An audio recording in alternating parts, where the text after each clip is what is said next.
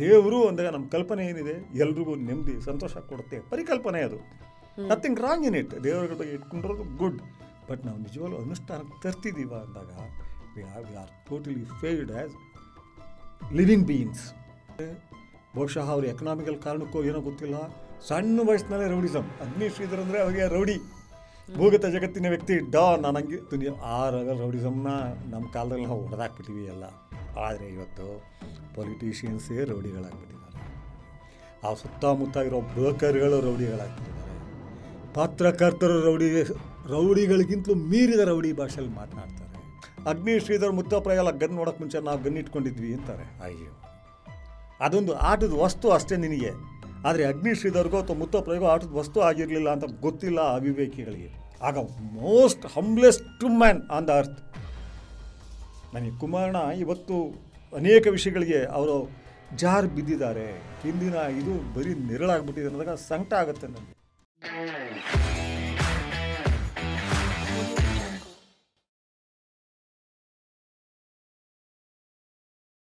Today on just curious it is one and only ಅಗ್ನಿ Sridhar sir.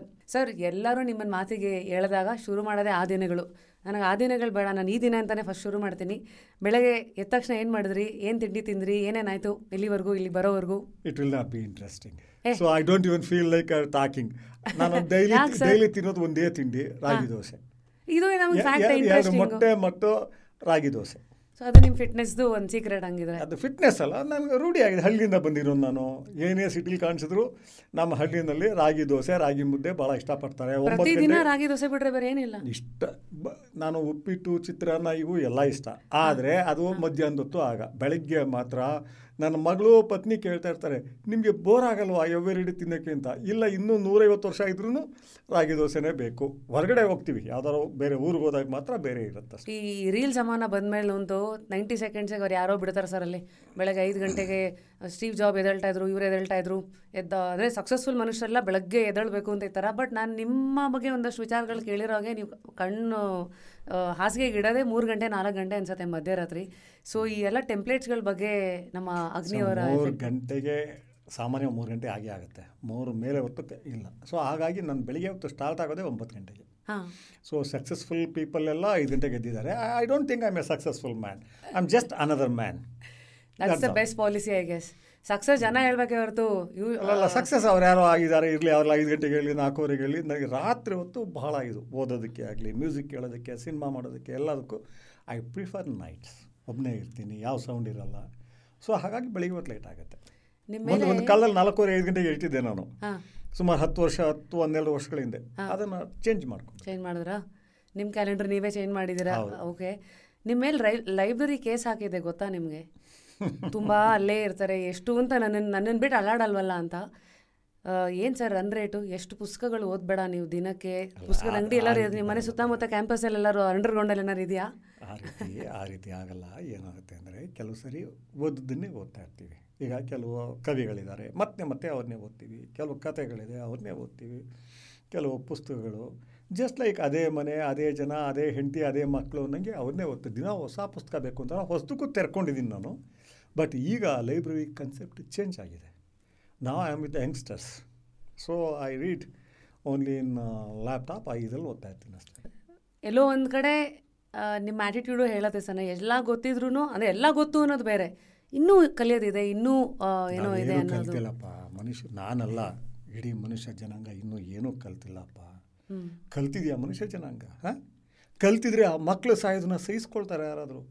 Israeli ಮಕ್ಕಳು ಸಾಯೋದು, Hamas ಮಕ್ಕಳು ಸಾಯೋದು, ಆ ಮಗು ಮುಸ್ಲಿಂ ಮಗುನ, ಯಹೂದಿ ಮಗು ಅಷ್ಟೇ. ನಮ್ಮನೇಲಿ ಮೊಮ್ಮಕ್ಕಳಿದ್ದಾರೆ, ಪುಟ್ಟ ಮಕ್ಕಳುಗಳು. ಅವರು ನಕ್ಕದಾಗ ಹೆಂಗೆ ಕಾಣ್ತೋ ಅಲ್ಲೂ ಹಂಗೆ ಕಾಣುತ್ತೆ, ಅವ್ರ ಹತ್ತಾಗ ಹೆಂಗೆ ಕಾಣ್ತಾರೋ ಹಂಗೆ ಕಾಣ್ತಾರೆ, ಅವ್ರ ಮುಖಗಳೇ ಕಾಣ್ತಾವಲ್ಲಿ. ನಾವು ಕಲ್ತಿದ್ರೆ ಇದಿರ್ತಿತ್ತ? ನಾವು ಕಲ್ತಿದ್ರೆ ಹತ್ರ ಬರೋ ಎಲ್ಲರನ್ನೂ ಕಿತ್ಕೊಳ್ಳೋಣ, ಲೂಟಿ ಮಾಡೋಣ, ಸಂಪತ್ತು ಗಳಿಸ್ತಾ ಹೋಗೋಣ ಅಂತ ರಾಜಕಾರಣಿಗಳು ಮಾತಾಡ್ತಾ ಇದ್ರು. ಓಪನ್ ಆಗಿ ಹೇಳ್ತಾರೆ, ವಿತೌಟ್ ಕರಪ್ಷನ್ ನಾವು ಇರೋಕ್ಕಾಗಲ್ಲ ಇದು ಅಂತ. ಮನುಷ್ಯರು ಅವರು ಅರೆ ಮನುಷ್ಯರಷ್ಟೇ. ಮನುಷ್ಯರು ಇಲ್ಲವೇ ಇಲ್ಲ ಇಲ್ಲಿ. ಎಲ್ಲೋ ಒಬ್ಬೊಬ್ರು ಬಂದಿರ್ತಾರೆ, ಎಲ್ಲೋ ಬಸವಣ್ಣನಂಥವ್ರು, ಎಲ್ಲೋ ಬುದ್ಧನಂಥವ್ರು, ಎಲ್ಲೋ ಅಲ್ಲಮ ಅಥವಾ ಸೂಫಿಗಳು ಇಂಥವ್ರು. ಬಟ್ ಬಹಳಷ್ಟು ಮನುಷ್ಯರು ಅರ್ಧ ಮನುಷ್ಯರು ಅಷ್ಟೇ. ನಾನಿದ್ದೀನಿ, ನನ್ನ ಹೆಂಡತಿ ಮಕ್ಕಳಿದ್ದಾರೆ, ನಾವು ಸ್ವಲ್ಪ ಹತ್ರದವ್ರು ಇದ್ದಾರೆ, ನಾವು ಊಟ ಮಾಡಿದ್ದೀವ, ನಾವು ಬಟ್ಟೆ ಹಾಕಿದ್ದೀವ, ಇನ್ನೊಂದು ಮಗು ಹಾಕಿಲ್ಲ ಅಂದಾಗ ಆ ಸಂಕಟ ನನಗೆ ಆಗಬೇಕಲ್ಲ, ನನಗೆ ಬಟ್ಟೆ ಕೊಡ್ತೀನೋ ಇಲ್ಲೋ ಅದು ಥಿಂಕ್ ಮಾಡೋಕ್ಕೂ ಹೋಗೋದಿಲ್ಲ ನಾನು. ಬಹುಶಃ ನೀನು ಎದ್ದೇ ಇದ್ರೂ ಹೇಳ್ತೀನಿ, ಕೆಲವು ಸಾರಿ ಹೇಳ್ತೀನಿ, ಆ ಬೀದಿಗೆ ನನಗೆ ಅತಿ ಸಂಕಟ ಆಗೋದು ಯಾರು ಅಂದರೆ ಸಂಜೆ ಹೊತ್ತು ದೊಡ್ಡ ದೊಡ್ಡ ಇದರಲ್ಲಿ ಮಾರ್ಗಗಳು, ರೋಡ್, ವೆರಿ ಬಿಗ್ ರೋಡ್ಸ್, ಅಲ್ಲಿ ಹೆಣ್ಮಕ್ಳು ನಿಂತಿರ್ತಾರೆ. 15ನೇ ವಯಸ್ಸಿನಿಂದ 40ನೇ ವಯಸ್ಸು ಮಹಿಳೆಯರು ಇವರು ನಿಂತಿರ್ತಾರೆ. ಯಾರಾದರೂ ಕರ್ಕೊಂಡೋಗಲಿ 300 ರೂಪಾಯಿಂದ ಹಿಡಿದು 3,000 ರೂಪಾಯಿವರೆಗೂ. ನಾನು ಅನೇಕ ಸರಿ ಹೇಳ್ತೀನಿ, ಅವ್ರನ್ನ ನೋಡಿದಾಗ ನನ್ನ ಮಗಳು ಅವ್ರ ಮುಗ್ಗಳು ಕಾಣುತ್ತೆ, ಸಂಕಟ ಆಗುತ್ತೆ ಅಂತ ನನಗೆ ರೇಗ್ತಾರೆ ಸ್ನೇಹಿತರು. ಮಗಳಿಗೆ ಅವಳನ್ನ ಮಗಳು ಅನ್ನಕ್ಕೆ ಹೋಗಬೇಡಿ, ಅವಳು ಸೂಳೆ, ಬೀದಿ ಸೂಳೆ. ನಾನು ಬೇರೆ ಮಗಳು ನನಗೆ ಮಗಳಲ್ಲೇನಪ್ಪ, ನನ್ನ ಅಣ್ಣ ತಮ್ಮ ಅಕ್ಕ ತಂಗಿ ಎಲ್ಲೋ ಕನೆಕ್ಷನ್ ಇರಲೇಬೇಕಲ್ಲ. ಬಹುಶಃ ನಮ್ಮ ಬದುಕುಗಳು ಸರಿ ಇಲ್ಲ ಅಂದ್ರೆ ನಮ್ಮ ಮಕ್ಕಳು ಅಲ್ಲೇ ನಿಂತ್ಕೋತಿದ್ರಲ್ಲ. ಅವ್ರನ್ನ ನಾವು ನೋಡದೆ ಹೋದ್ರೆ ನಾನು ಮನುಷ್ಯ ಆಗಲ್ಲಪ್ಪ. ಇದನ್ನು ಹೇಳ್ಬೇಡಿ ಅಂತ ಹೇಳಿದ್ದಾರೆ, ಅದಕ್ಕೆ ಸ್ಟ್ರೆಸ್ ಮಾಡಿ ಹೇಳ್ತಿರೋದು ನಾನು. ನನ್ನ ಮಕ್ಕಳೇ ಅವರೆಲ್ಲ. ಸಂಕಟ ಆಗುತ್ತೆ ನನಗೆ. ಯಾವನು ಕರ್ಕೊಂಡು ಹೋಗ್ತಾನೋ ಗೊತ್ತಿಲ್ಲ, ಸಿಗರೇಟ್ ಸುಡ್ತಾನೋ ಗೊತ್ತಿಲ್ಲ, ಹೇಗೆ ಬಡಿತಾನೋ ಗೊತ್ತಿಲ್ಲ. ಬರೀ ಪ್ರೀತಿ ಮಾಡೋಲ್ಲ, ತೊಗೊಂಡೋಗೋರು ಬೇರೆ ಥರ ಇರ್ತಾರೆ ಅವರು. ಅವ್ರನ್ನ ನೋಡಿದಾಗ ಎಷ್ಟು ಸಂಕಟ ಆಗುತ್ತೆ ಅಂದರೆ, ಇವತ್ತು ಆ ಹೆಣ್ಣುಮಗಳು ಅಲ್ಲಿ ನಿಂತ್ಕೊಂಡು ಸಂಪಾದನೆ ಮಾಡಬೇಕಾ? ನಾವು ಎಷ್ಟು ದೊಡ್ಡ ಮಾತನಾಡ್ತೀವಿ. ಸೊ ಇದು ನನ್ನ ಸಣ್ಣ ವಯಸ್ಸಿಂದ ಇದೆ ಇದು. ಸೊ ಎಲ್ಲ ಬರೀ ನಮ್ದಷ್ಟೇ ಅಲ್ಲದೆ ಅದಕ್ಕೆ ನಾನು ಯಾಕೆ ಹೇಳಿದೆ ಗೊತ್ತಪ್ಪ ರಶ್ಮಿ, ನೀನು ಹೇಳಿದೆ ಏನು ಮನುಷ್ಯ, ಎಲ್ಲ ಮನುಷ್ಯರು ಒಳ್ಳೆಯ ಮನುಷ್ಯರು. ಮನುಷ್ಯ ಜನಾಂಗ ಇದೆಯಲ್ಲ, ಪ್ರಾಣಿಯ ಜನಾಂಗಗಳು ತುಂಬ ಶ್ರೇಷ್ಠ ಅಪ್ಪ. ನಾವು ಅನ್ನೋದು ಶ್ರೇಷ್ಠ ಪ್ರಾಣಿ. ಇನ್ನೊಂದು ಇರುವೆಗೋಸ್ಕರ ಬದುಕುತ್ತೆ.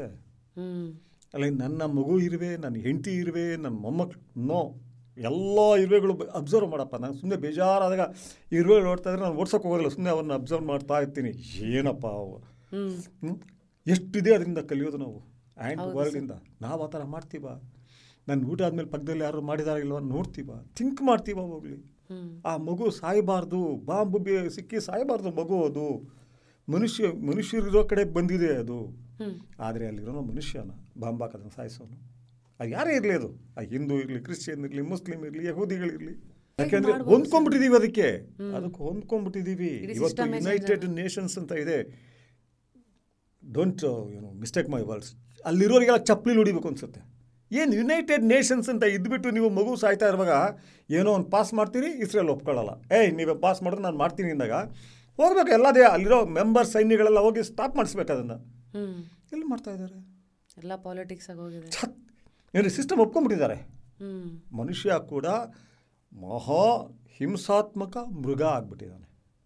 ಅನುಕೂಲಕ್ಕೆ ತಕ್ಕಂತೆ ಏನೇನು ಬೇಕು ಕೇವಲ ಎಲ್ಲೋ ಕೆಲವು ಜೈನ ಮುನಿಗಳಿದ್ದಾರೆ, ತುಂಬ ದೊಡ್ಡ ವ್ಯಕ್ತಿಗಳು.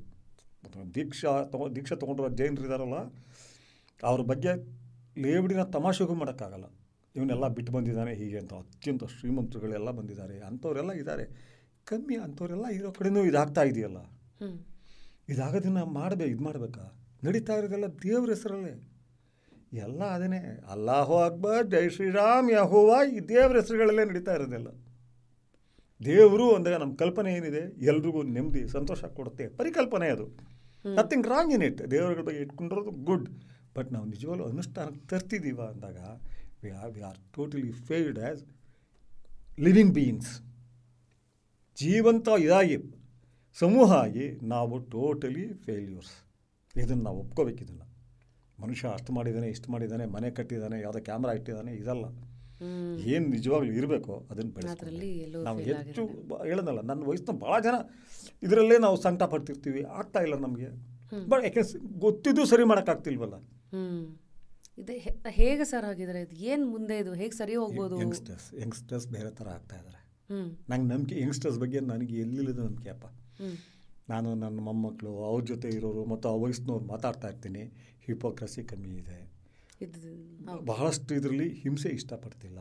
ಆದರೆ ಹಾಗಂತ ಹೇಳಿ ಕೆಲವು ಹುಡುಗರಿದ್ದಾರೆ, ಬಹುಶಃ ಅವ್ರ ಎಕನಾಮಿಕಲ್ ಕಾರಣಕ್ಕೋ ಏನೋ ಗೊತ್ತಿಲ್ಲ, ಸಣ್ಣ ವಯಸ್ಸಿನಲ್ಲೇ ರೌಡಿಸಮ್. ಅಗ್ನಿಶ್ರೀಧರ್ ಅಂದರೆ ಅವರಿಗೆ ರೌಡಿ, ಭೂಗತ ಜಗತ್ತಿನ ವ್ಯಕ್ತಿ, ನಾನು ಹಂಗೆ ಬೇರೆ ಕಾರಣಕ್ಕೆ ಕೇಳಲ್ಲ. ಅವರು ಅವನ ಥರ ಓದಬೇಕು, ಅವನ ರೀತಿ ಯೋಚನೆ ಮಾಡಬೇಕು, ಅವನ ರೀತಿ ಇಂಟರ್ನಲ್ಲಿ ಬೆಳೀತಾ ಅದನ್ನು ಯೋಚನೆ ಮಾಡಲ್ಲ. ನನಗೆ ಹೇಳ್ತಾರಲ್ಲ ಹುಡುಗರು, ನಿಮಗೋಸ್ಕರ ನೀವು ಕರೀರಿ ಸರ್, ನಾವು ಏನು ಬೇಕಾದ್ರೆ ಮಾಡ್ತೀವಿ ಅಂದರೆ ಯಾರಿಗೆ ಬೇಕಾದ್ರೆ ಹೊಡಿತೀವಿ ಅನ್ನೋ ಅರ್ಥ. ಅದು ಕಪಾಳಕ್ಕೆ ಕೂಡ ಹೊಡೆಯೋಕ್ಕೆ ಯಾರೂ ಇಲ್ವಲ್ಲಪ್ಪ ನನಗೆ ಅಂತೀನಿ ನಾನು. ಎಷ್ಟು ಜನ 20ರಿಂದ 40 ಒಂದು ವಾರಕ್ಕೆ 5 ಜನ ಫೋನ್ ಮಾಡ್ತಾರೆ ನನಗೆ. Wake up to fresh ideas. Repose. ನಿಮಗೆ ಕೆಲಸ ಮಾಡ್ತೀವಿ. ಮೆಸೇಜ್ ಏನು ಅಂದರೆ, ನೀವೇನು ಹೇಳಿದ್ರು ಮಾಡ್ತೀವಿ ಸರ್, ನೀವೇನು ಹೇಳಿದ್ರು ನಾವು ಒಬ್ರಿಗೂ ಹೇಳಲ್ಲ ಸರ್ ಅಂದರೆ ಅವ್ರು ತೀರ್ಮಾನ ಮಾಡಿಬಿಟ್ಟಿದ್ದಾರೆ. ಇವನು ವಾರಕ್ಕೆ 1-2 ಯಾರಿಗಾರು ಹೊಡಿಸ್ತಾ ಇರ್ತಾನೆ, ಕೊಲೆಗಳು ಮಾಡಿಸ್ತಾ ಇರ್ತಾನೆ, ಕಾಂಟ್ರಾಕ್ಟ್ ತೊಗೊಳ್ತಾನೆ. ಏನಿದು ಸರ್? ಇದು ರೌಡಿಸಮ್ ಅಂದರೆ ಇಲ್ಲಿ ನನ್ನ ಒಂದು ಕ್ಯೂರಿಯಾಸಿಟಿನಲ್ಲಿ ಕೇಳೋದಾದರೆ, ಅಂಡರ್ ವರ್ಲ್ಡ್ನಲ್ಲಿ ಇರೋರಲ್ಲಿ ಏನು ಮಾಡ್ತಾರೋ ಬಿಡ್ತಾರೋ, ಆಚೆಗಿರೋರು ಎಷ್ಟು ರೌಡಿಸಮ್ ಪದಗಳು ಬಂದಿದೆ ಸರ್. ಅಡ್ಡ ಹಾಕೋದು, ಒಂದು ಚೇಲ ಅಂತೆ, ಪುಕಾರು. ಸೊ ಎಷ್ಟೋ ಜನ 20ರಿಂದ 30 ವಯಸ್ಸಿನ ಹುಡುಗರು ಶೋನ ನೋಡ್ತಾ ಇದ್ದಾರೆ. ಇದ್ರ ಮೂಲಕ ಒಂದು ಸಂದೇಶ ಹೋಗೋದಂದರೆ, ಇವತ್ತು ಒಂಥರ ರೌಡಿಸಮ್ ಅಂದರೆ ಒಂದು ಸುಮ್ಮನೆ ಶೋಕಿನ ಸಿನಿಮಾಗಳು ಬರೋದು ಇವೆಲ್ಲ ಸೇರಿ ಒಂದು ಮೆಸೇಜ್ ನೀವು ಯಂಗ್ಸ್ಟರ್ಸ್ ಕೊಡಲೇಬೇಕು. ಇವತ್ತು ರೌಡಿಸಮ್ಗೆ ಅಂದರೆ ಏನು ಯಾರು ಬೇಕಾದ್ರೆ ಇಳಿದ್ಬಿಡ್ಬೋದಾ? ಇವತ್ತಿಗೂ ಅವತ್ತು ನಡೀತಾ ಇದ್ದಿದ್ದು ಇವತ್ತಿದ್ರು ಇವೆಲ್ಲ ರಿಯಾಲಿಟಿನಲ್ಲಿ ಸಾಧ್ಯನಾ? ಏನು ನಡೆಯುತ್ತೆ ಸರ್ ಅಲ್ಲಿ? ಇಲ್ಲ, ಅವತ್ತಿನ ಕಾಲದಲ್ಲಿ ಇಟ್ ವಾಸ್ ಪರ್ಸನಲ್, ವೈಯಕ್ತಿಕ ಕಾರಣಕ್ಕೆ ರೌಡಿಸಮ್ ಬರ್ತಿದ್ರು. ಈಗ ನಾನು ನನ್ನ ತಮ್ಮನ ಕಾರಣಕ್ಕೆ ಬಂದೆ, ಬಚ್ಚನ್ನು ಆ ಥರ ಬೇರೆ ಕಾರಣಕ್ಕೆ, ಅಲ್ಲಿದ್ದವರೆಲ್ಲ ಜಯರಾಜ್ ಪೊಲಿಟಿಕಲ್ ಕಾರಣಕ್ಕೆ ಬಂದರು ಮೇಯ್ನಾಗಿ. ಸೊ ಹಿಂಗಿತ್ತು. ಇವತ್ತು ಆಗಿಲ್ಲ. It has become another avenue for life, another road for life. ಆಗಬಾರ್ದು ಅದು. ಅಲ್ಲಿ ದುಡ್ಡು ಮಾಡ್ಬೋದು ಕಣೋ ಅಂದ್ಕೊಂಡ್ಬರ್ತಾರೆ. ದುಡ್ಡು ಮಾಡಿರೋ ಎಲ್ಲ ಒಬ್ಬರು ಇಬ್ಬರು ಅಷ್ಟೇ, 100ಕ್ಕೆ 90% ನಾಶ ಆಗಿಬಿಟ್ಟಿದ್ದಾರೆ. ಅವ್ರ ಫ್ಯಾಮಿಲಿಗಳನ್ನ ನರಳೋಗ್ಬಿಟ್ಟಿದ್ದಾರೆ. ಬರಬಾರ್ದು. ನೀವು ಕೂಲಿ ಮಾಡಿ ರೌಡಿಸಮ್ ಬರಬೇಡಿ ಅಂತ ಹೇಳೋದು ನಾನು. ಸರ್ ಇವತ್ತಿಗೂ ಮೊದಲು ಬರ್ತಿದ್ದಂಗೆ ಸರ್, ಅವತ್ತು ಪತ್ರಿಕೆಗಳಿತ್ತು, ರೌಡಿಸಮ್ ಅಂದರೆ ಜನ ಅನ್ನೋರು. 2024ನಲ್ಲೂ ಇವತ್ತೆಲ್ಲ ಹಿಂಗೆಲ್ಲ ಇದೆಯಾ ಸರ್? ಒಳಗೆ ಏನು ಇವತ್ತು ನೀವು ಆ ರೌಡಿಸಮ್ನ ನಮ್ಮ ಕಾಲದಲ್ಲಿ ನಾವು ಹೊಡೆದಾಕ್ಬಿಟ್ಟಿವಿ ಎಲ್ಲ. ಆದರೆ ಇವತ್ತು ಪೊಲಿಟಿಷಿಯನ್ಸೇ ರೌಡಿಗಳಾಗ್ಬಿಟ್ಟಿದ್ದಾರೆ. ಆ ಸುತ್ತಮುತ್ತ ಇರೋ ಬ್ರೋಕರ್ಗಳು ರೌಡಿಗಳಾಗ್ಬಿಟ್ಟಿದ್ದಾರೆ. ಪತ್ರಕರ್ತರು ರೌಡಿಗಳಿಗಿಂತಲೂ ಮೀರಿದ ರೌಡಿ ಭಾಷೆಯಲ್ಲಿ ಮಾತನಾಡ್ತಾರೆ. ಇವತ್ತು ರೌಡಿಸಮ್ ಅದು ಹೇಳ್ಕೊಳ್ಳೋಕ್ಕೆ ಖುಷಿ. ರಾಜಕಾರಣಿಗಳು ಎಷ್ಟು ಜನ ಹೆಸ್ರು ಹೇಳೋದು ಬೇಡ, ನನಗೆ ಗೊತ್ತು. ಅಗ್ನಿ ಶ್ರೀಧರ್ ಮುತ್ತಪ್ಪ ಎಲ್ಲ ಗನ್ ನೋಡೋಕ್ಕೆ ಮುಂಚೆ ನಾವು ಗನ್ ಇಟ್ಕೊಂಡಿದ್ವಿ ಅಂತಾರೆ. ಅಯ್ಯೋ, ಅದೊಂದು ಆಟದ ವಸ್ತು ಅಷ್ಟೇ ನಿನಗೆ. ಆದರೆ ಅಗ್ನಿ ಶ್ರೀಧರ್ಗೋ ಅಥವಾ ಮುತ್ತಪ್ಪರಿಗೋ ಆಟದ ವಸ್ತು ಆಗಿರಲಿಲ್ಲ ಅಂತ ಗೊತ್ತಿಲ್ಲ ಅವಿವೇಕಿಗಳಿಗೆ. ತೋರಿಸ್ತಾರೆ ಅದನ್ನು. ಎರಡನೇ ದರ್ಜೆ, ಮೊದಲನೇ ದರ್ಜೆ ಇಲ್ಲ, ಎರಡನೇ ದರ್ಜೆ ಇವರು ತೋರಿಸ್ತೇನೆ. ನಾನು ರೇಗಿದ್ದೀನಿ ನಾನು. ಆ ಗನ್ ಏನೋ ಆಗುತ್ತೆ, ಕಳಿಸ್ತಾನೆ ಇಬ್ಬರು ಹುಡುಗರನ್ನ ಅಂತ ಹಿಂಗೆಲ್ಲ ರೇಗಿದ್ದೀನಿ ನಾನು. ಅಲ್ಲ ಸರ್, ನಾನು ತಮಾಷೆಗೆ ಹೇಳಿದ್ದೆ ಸರ್. ತಮಾಷೆಗೂ ಹೇಳ್ಬೇಡ ಹಂಗೆಲ್ಲ. ನಿನ್ನ ಹತ್ರ ಅಕ್ಕಪಕ್ಕ ಇರೋರು ಅದನ್ನೇ ಫಾಲೋ ಮಾಡ್ತಾರೆ. ಇವತ್ತು ಡ್ಯಾನ್ಸ್ ಬಾರ್ಗಳು ಅಲ್ಲಿ ಇಲ್ಲಿ ಹೋಗೋ ಹುಡುಗರ ಹತ್ರ ಗನ್ಗಳಿದೆ, ಬೇಕಾ? ಯಾರು ಹೊಡಿಯೋಕ್ಕಪ್ಪ ಗನ್ನು? ಏನು ಶೋ ಅದು ಪ್ರೊಟೆಕ್ಷನ್ಗೆ ಇರುತ್ತೆ ಅಥವಾ ಯಾವುದೋ ಅಫೆನ್ಸ್ ಇರ್ತದೆ ಅಷ್ಟೇ ಹೊರತು ಅದು ನೀನು ಎಂಜಾಯ್ ಮಾಡೋ ವಸ್ತು ಅಲ್ಲ. ಅದು ಬಿಸಾಕದನ್ನ ಅದು ಕಡೆಗೆ. ಇವತ್ತಿಗೆ ಮುತ್ತಪ್ರಿಯವರಿರಲಿ, ನಾವಿರಲಿ, ಬೇರೆಯವ್ರಿರಲಿ, ನಾವೆಲ್ಲ ವಿ ನೆವರ್ ಇಷ್ಟು ಎಂಜಾಯ್ ಇಷ್ಟು ಆ ಬದುಕು ಬಂದ್ಬಿಟ್ಟಿದ್ದೀವಲ್ಲಪ್ಪ, ಇದೆಲ್ಲ ಮುಟ್ಬೇಕಲ್ಲಪ್ಪ ಅನ್ನೋಷ್ಟು ಇದಿತ್ತು ನಮಗೆ. Because we knew the impact. ನಮಗೆ ಗೊತ್ತಿತ್ತು ಅದು. ಇವತ್ತು ರಾಜಕಾರಣಿಗಳು ಖುಷಿ. ಅವ್ರ ಹೆಸರು ಹೇಳಿದ್ರೆ ಶಾಕ್ ಆಗಿಬಿಡ್ತೀವಿ ನೀವು. ಎಲ್ಲ MLAಗಳು ನಿಂತಿದ್ದಾರೆ, ನಿಂತಿದ್ದಾರೆ. ಒಬ್ಬ ಮನುಷ್ಯ MLAನೂ ಆಗಿದ್ದ. ಅವನು ಯಾರು ಹೋದ್ರೆ ಹೇಳ್ತಾನಂತ ಅವನು. ಆ ಅಗ್ನಿ ಶ್ರೀಧರು ಮುತ್ತಪ್ರಯ್ಯ ಎಲ್ಲ ಗನ್ನಿಡೋಕ್ಕೆ ಮುಂಚೆ ನಂಗೆ ಗನ್ನಿತಪ್ಪ ನನ್ನ ಕೈನಲ್ಲಿ ಈಗಲೂ ಇದೆಯಪ್ಪ ಲೈಸೆನ್ಸ್ ಬಂದು ಸಿಕ್ಕಾಪಟ್ಟೆ ಇದೆ. ಎಲ್ಲ ಇದು ಭಾಳ ಜನಗಳ ಹತ್ರ ಇದೆ. ಅದೇನು ತಾಕತ್ತು ಕೊಡ್ತೀನಿ ನಿನಗೆ? ಮತ್ತೆ ಅದೇ ವಾಪಸ್ ನೀವು ಹೇಳಿದ್ರಲ್ಲ, ಮನುಷ್ಯರು ಏನಾಗಿದ್ದಾರೆ ನನಗೆ ಕೇಳ್ರೆ ಆಸೆ ಆಗುತ್ತೆ. ಮೊನ್ನೆ ಹೇಳ್ಕೊಬಾರ್ದು, ಎಲ್ಲೂ ಹೇಳಿಲ್ಲ, ಆದರೂ ಹೇಳ್ತೀನಿ. ಸುಮಾರು 1 ವರ್ಷದ ಹಿಂದೆ DK ಶಿವಕುಮಾರ್ ಬಂದಾಗ ಅವ್ರಿಗೆ ಹೇಳಿದೆ, ಏನು ಶಿವಕುಮಾರ್ ಇದು ನಿಮ್ಮ ಶಿಷ್ಯ ಈ ಮಾತು ಹೇಳಿದ್ದಾನೆ, ಅಗ್ನಿ ಶ್ರೀಧರ್ ಹತ್ರ ನೋಡೋಕೆ ಮುಂಚೆ ಗನ್ ನೋಡಿದ್ದೀನಿ ಅಂತ, ಯಾಕಿಂತ ರಾಸ್ಕಲ್ಗಳನ್ನ ನೀವೆಲ್ಲ ಬೆಳೆಸ್ತೀರಿ ಅಂತ ನಕ್ಬಿಟ್ರು. ಜೋರಾಗಿ ನಕ್ಬಿಟ್ರು. ಇವರೆಲ್ಲ ಲೂಸ್ ಟಾಕರ್ಸು. ಆದರೆ ರಾಜಕೀಯದಲ್ಲಿ ಅಂತ ಲೂಸ್ ಟಾಕರ್ಸು ಇರ್ತಾರೆ. ಅವ್ನಿಗೆ ಗೊತ್ತಾ ಆ ಧೈರ್ಯ ಯಾರು ಇದೆಯಾ ಕೇಳಿ. ಸೊ ಐ ಥಿಂಕ್ ಪೀಪಲ್ ಸುತ್ತ ಏನೇ ಕೇಳಿದ್ರು ಹುಷಾರಾಗಿ ಆಯ್ಕೆಗಳನ್ನು ಮಾಡ್ಕೋಬೇಕು. ಏನೋ ಕೇಳೋದು, ಎಲ್ಲಿಂದಲೋ ಜೋಶ್ಗಳು ತೊಗೊಳ್ಳೋದು ಆಗಬಾರ್ದು ಅಂತ.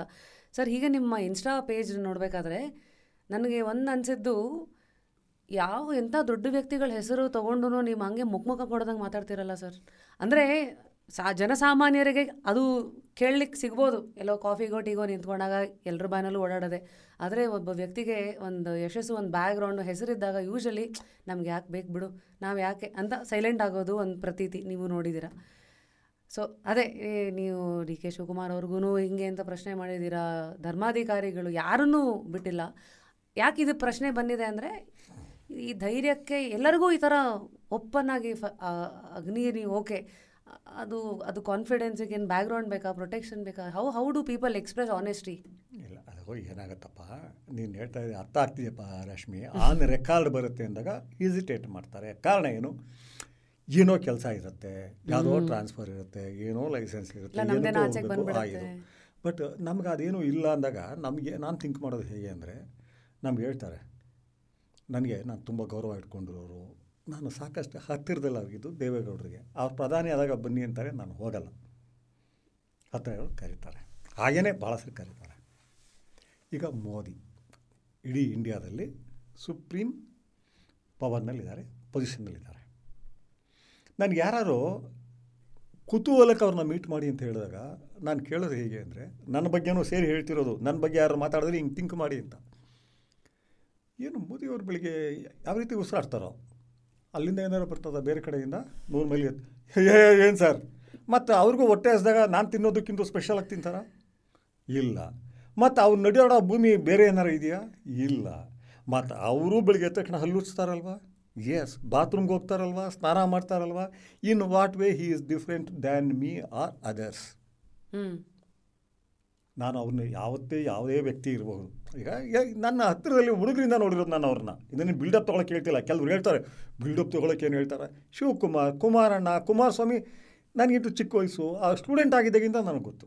ಆಗ most ಹಂಬ್ಲೆಸ್ಟ್ man on the earth. ನನಗೆ ಕುಮಾರಣ್ಣ ಇವತ್ತು ಅನೇಕ ವಿಷಯಗಳಿಗೆ ಅವರು ಜಾರು ಬಿದ್ದಿದ್ದಾರೆ. ಹಿಂದಿನ ಇದು ಬರೀ ನೆರಳಾಗ್ಬಿಟ್ಟಿದೆ ಅನ್ನೋದಾಗ ಸಂಕಟ ಆಗುತ್ತೆ ನನಗೆ. ಸಿಟ್ಟಿನಿಂದ ಹೇಳೋದಲ್ಲ, ತುಂಬ ಒಳ್ಳೆಯ ವ್ಯಕ್ತಿ. ಅಂಥ ವಿನಯವಂತ ವ್ಯಕ್ತಿ ಸಿಗ್ತಾನೆ ಇರಲಿಲ್ಲ, ಮತ್ತು ಅದು ತೋರಿಕೆ ಇರಲಿಲ್ಲ. ನಾನು ಹೇಳ್ತಾ ಇರೋದು ಕಾಲೇಜ್ ಡೇಸಿಂದ, ಆ ಟೈಮಿಂದ ನೋಡಿದ್ದೀನಿ. ಅವ್ರು ನೋಡಿದ್ದೀನಿ. ಈಗ ಅವರು ಬೇರೆ ಇದರಲ್ಲಿದ್ದಾರೆ. ನನ್ನನ್ನು ಎಲೆಕ್ಷನ್ಸ್ ಕರೆದ್ರು, ರಾಜಕಾರಣಿಯಾಗಿಂತ ನಾನು ಇದ್ದರೆ ಆ ಸ್ಥಾನಗಳಲ್ಲೇ ಇರ್ತಿದ್ದೆ. ನಾನು ಬೇರೆ ಇರ್ತಿದ್ನ, ಈಗ ಹೆಂಗಿದ್ನೋ ಹಾಗೇ ಇರ್ತಿದ್ದೆ. ಐ ಹೋಪ್ ಈ ಥರ ವ್ಯಕ್ತಿಯಿಂದ ಕಲಿಯೋದು ಸಾಕಷ್ಟು ಇರುತ್ತೆ. ಐ ಹೋಪ್ ಈ ಥರ ವೈಬ್ಸ್ಗಳು ಹೆಚ್ಚು ಜನಕ್ಕೆ ಚಿಕ್ಕ ವಯಸ್ಸಲ್ಲೇ ಬೇಗ ಅರ್ಥ ಆಗಲಿ ಅಂತ. ಸರ್, ಇನ್ನೂ ಪ್ರತಿ ಒಂದೊಂದು 10 ವರ್ಷಕ್ಕೂ ಐ ಆಮ್ ಶೋರ್ ನೀವು ವ್ಯಕ್ತಿಗತವಾಗಿ ಬದಲಾಗ್ತಾ ಬಂದಿದ್ದೀರಾ. ಈಗ ಉದಾಹರಣೆಗೆ ಅಗ್ನಿಶ್ರೀಧರ್ ಸರ್ 30ನೇ ವಯಸ್ಸಲ್ಲಿದ್ದಾಗ ನಿಮ್ಮ ಒಂದು ಫೈರ್ ಲೈಫ್ ಬಗ್ಗೆ ಬೇರೆ ಥರ ಇರ್ಬೋದು. 40, 50, 60 ಹೀಗೆ ಆ ಕಾಲಕ್ಕೂ ಸದ್ಯಕ್ಕೆ ನನಗೆ ನಿಮ್ಮ ಬಗ್ಗೆ ಸ್ಟಡಿ ಮಾಡ್ತಾ ಇದ್ದಾಗ ನೀವು ದೇವರನ್ನು ನಂಬಲ್ಲ, ಧರ್ಮ ನಂಬಲ್ಲ. ಯೂಶಲಿ ದೇವರು ಧರ್ಮ ಅನ್ನೋದು ಎಲ್ಲೋ ಒಂದು ಕಡೆ ಮನುಷ್ಯ ಕುಗ್ದಾಗ ಜೀವನದಲ್ಲಿ ವರ್ಕೊಳ್ಳೋಕ್ಕೆ ಸಿಗುವಂಥ ಒಂದಷ್ಟು ನೆರಳು ತೊಗೊಳ್ಳುವಂಥ ಒಂದಷ್ಟು ಮರಗಳು ಅಂತ ಒಂದು ಉಪಮೇಯದಲ್ಲಿ ಮಾತಾಡೋಣ. ನೀವು ಎರಡೂ ಮಾಡಲ್ಲ ಅಂದಾಗ ನೀವು ಹಂಗಾರೆ ಕುಗ್ದಾಗ ಅಥವಾ ಕುಗ್ಗದೇ ಇಲ್ವಾ? ಕುಗ್ಗಿದ್ರೆ ನೀವು ಜೀವನ ಹೇಗೆ ನೋಡ್ತೀರಾ? ಕೆಲವು ಸತಿ ಆ ದಿನಗಳಂತೆಲ್ಲ ಬಂದಾಗ ಹೇಗೆ ಆಚೆ ಬರ್ತೀರಾ? ನಾನು ಎಲ್ಲಿ ಕನ್ಫ್ಯೂಷನ್ ಎಲ್ಲಿದೆ ಅಂದರೆ, ನಾನು ಧರ್ಮವನ್ನು ತುಂಬ ಇಷ್ಟಪಡ್ತೀನಿ.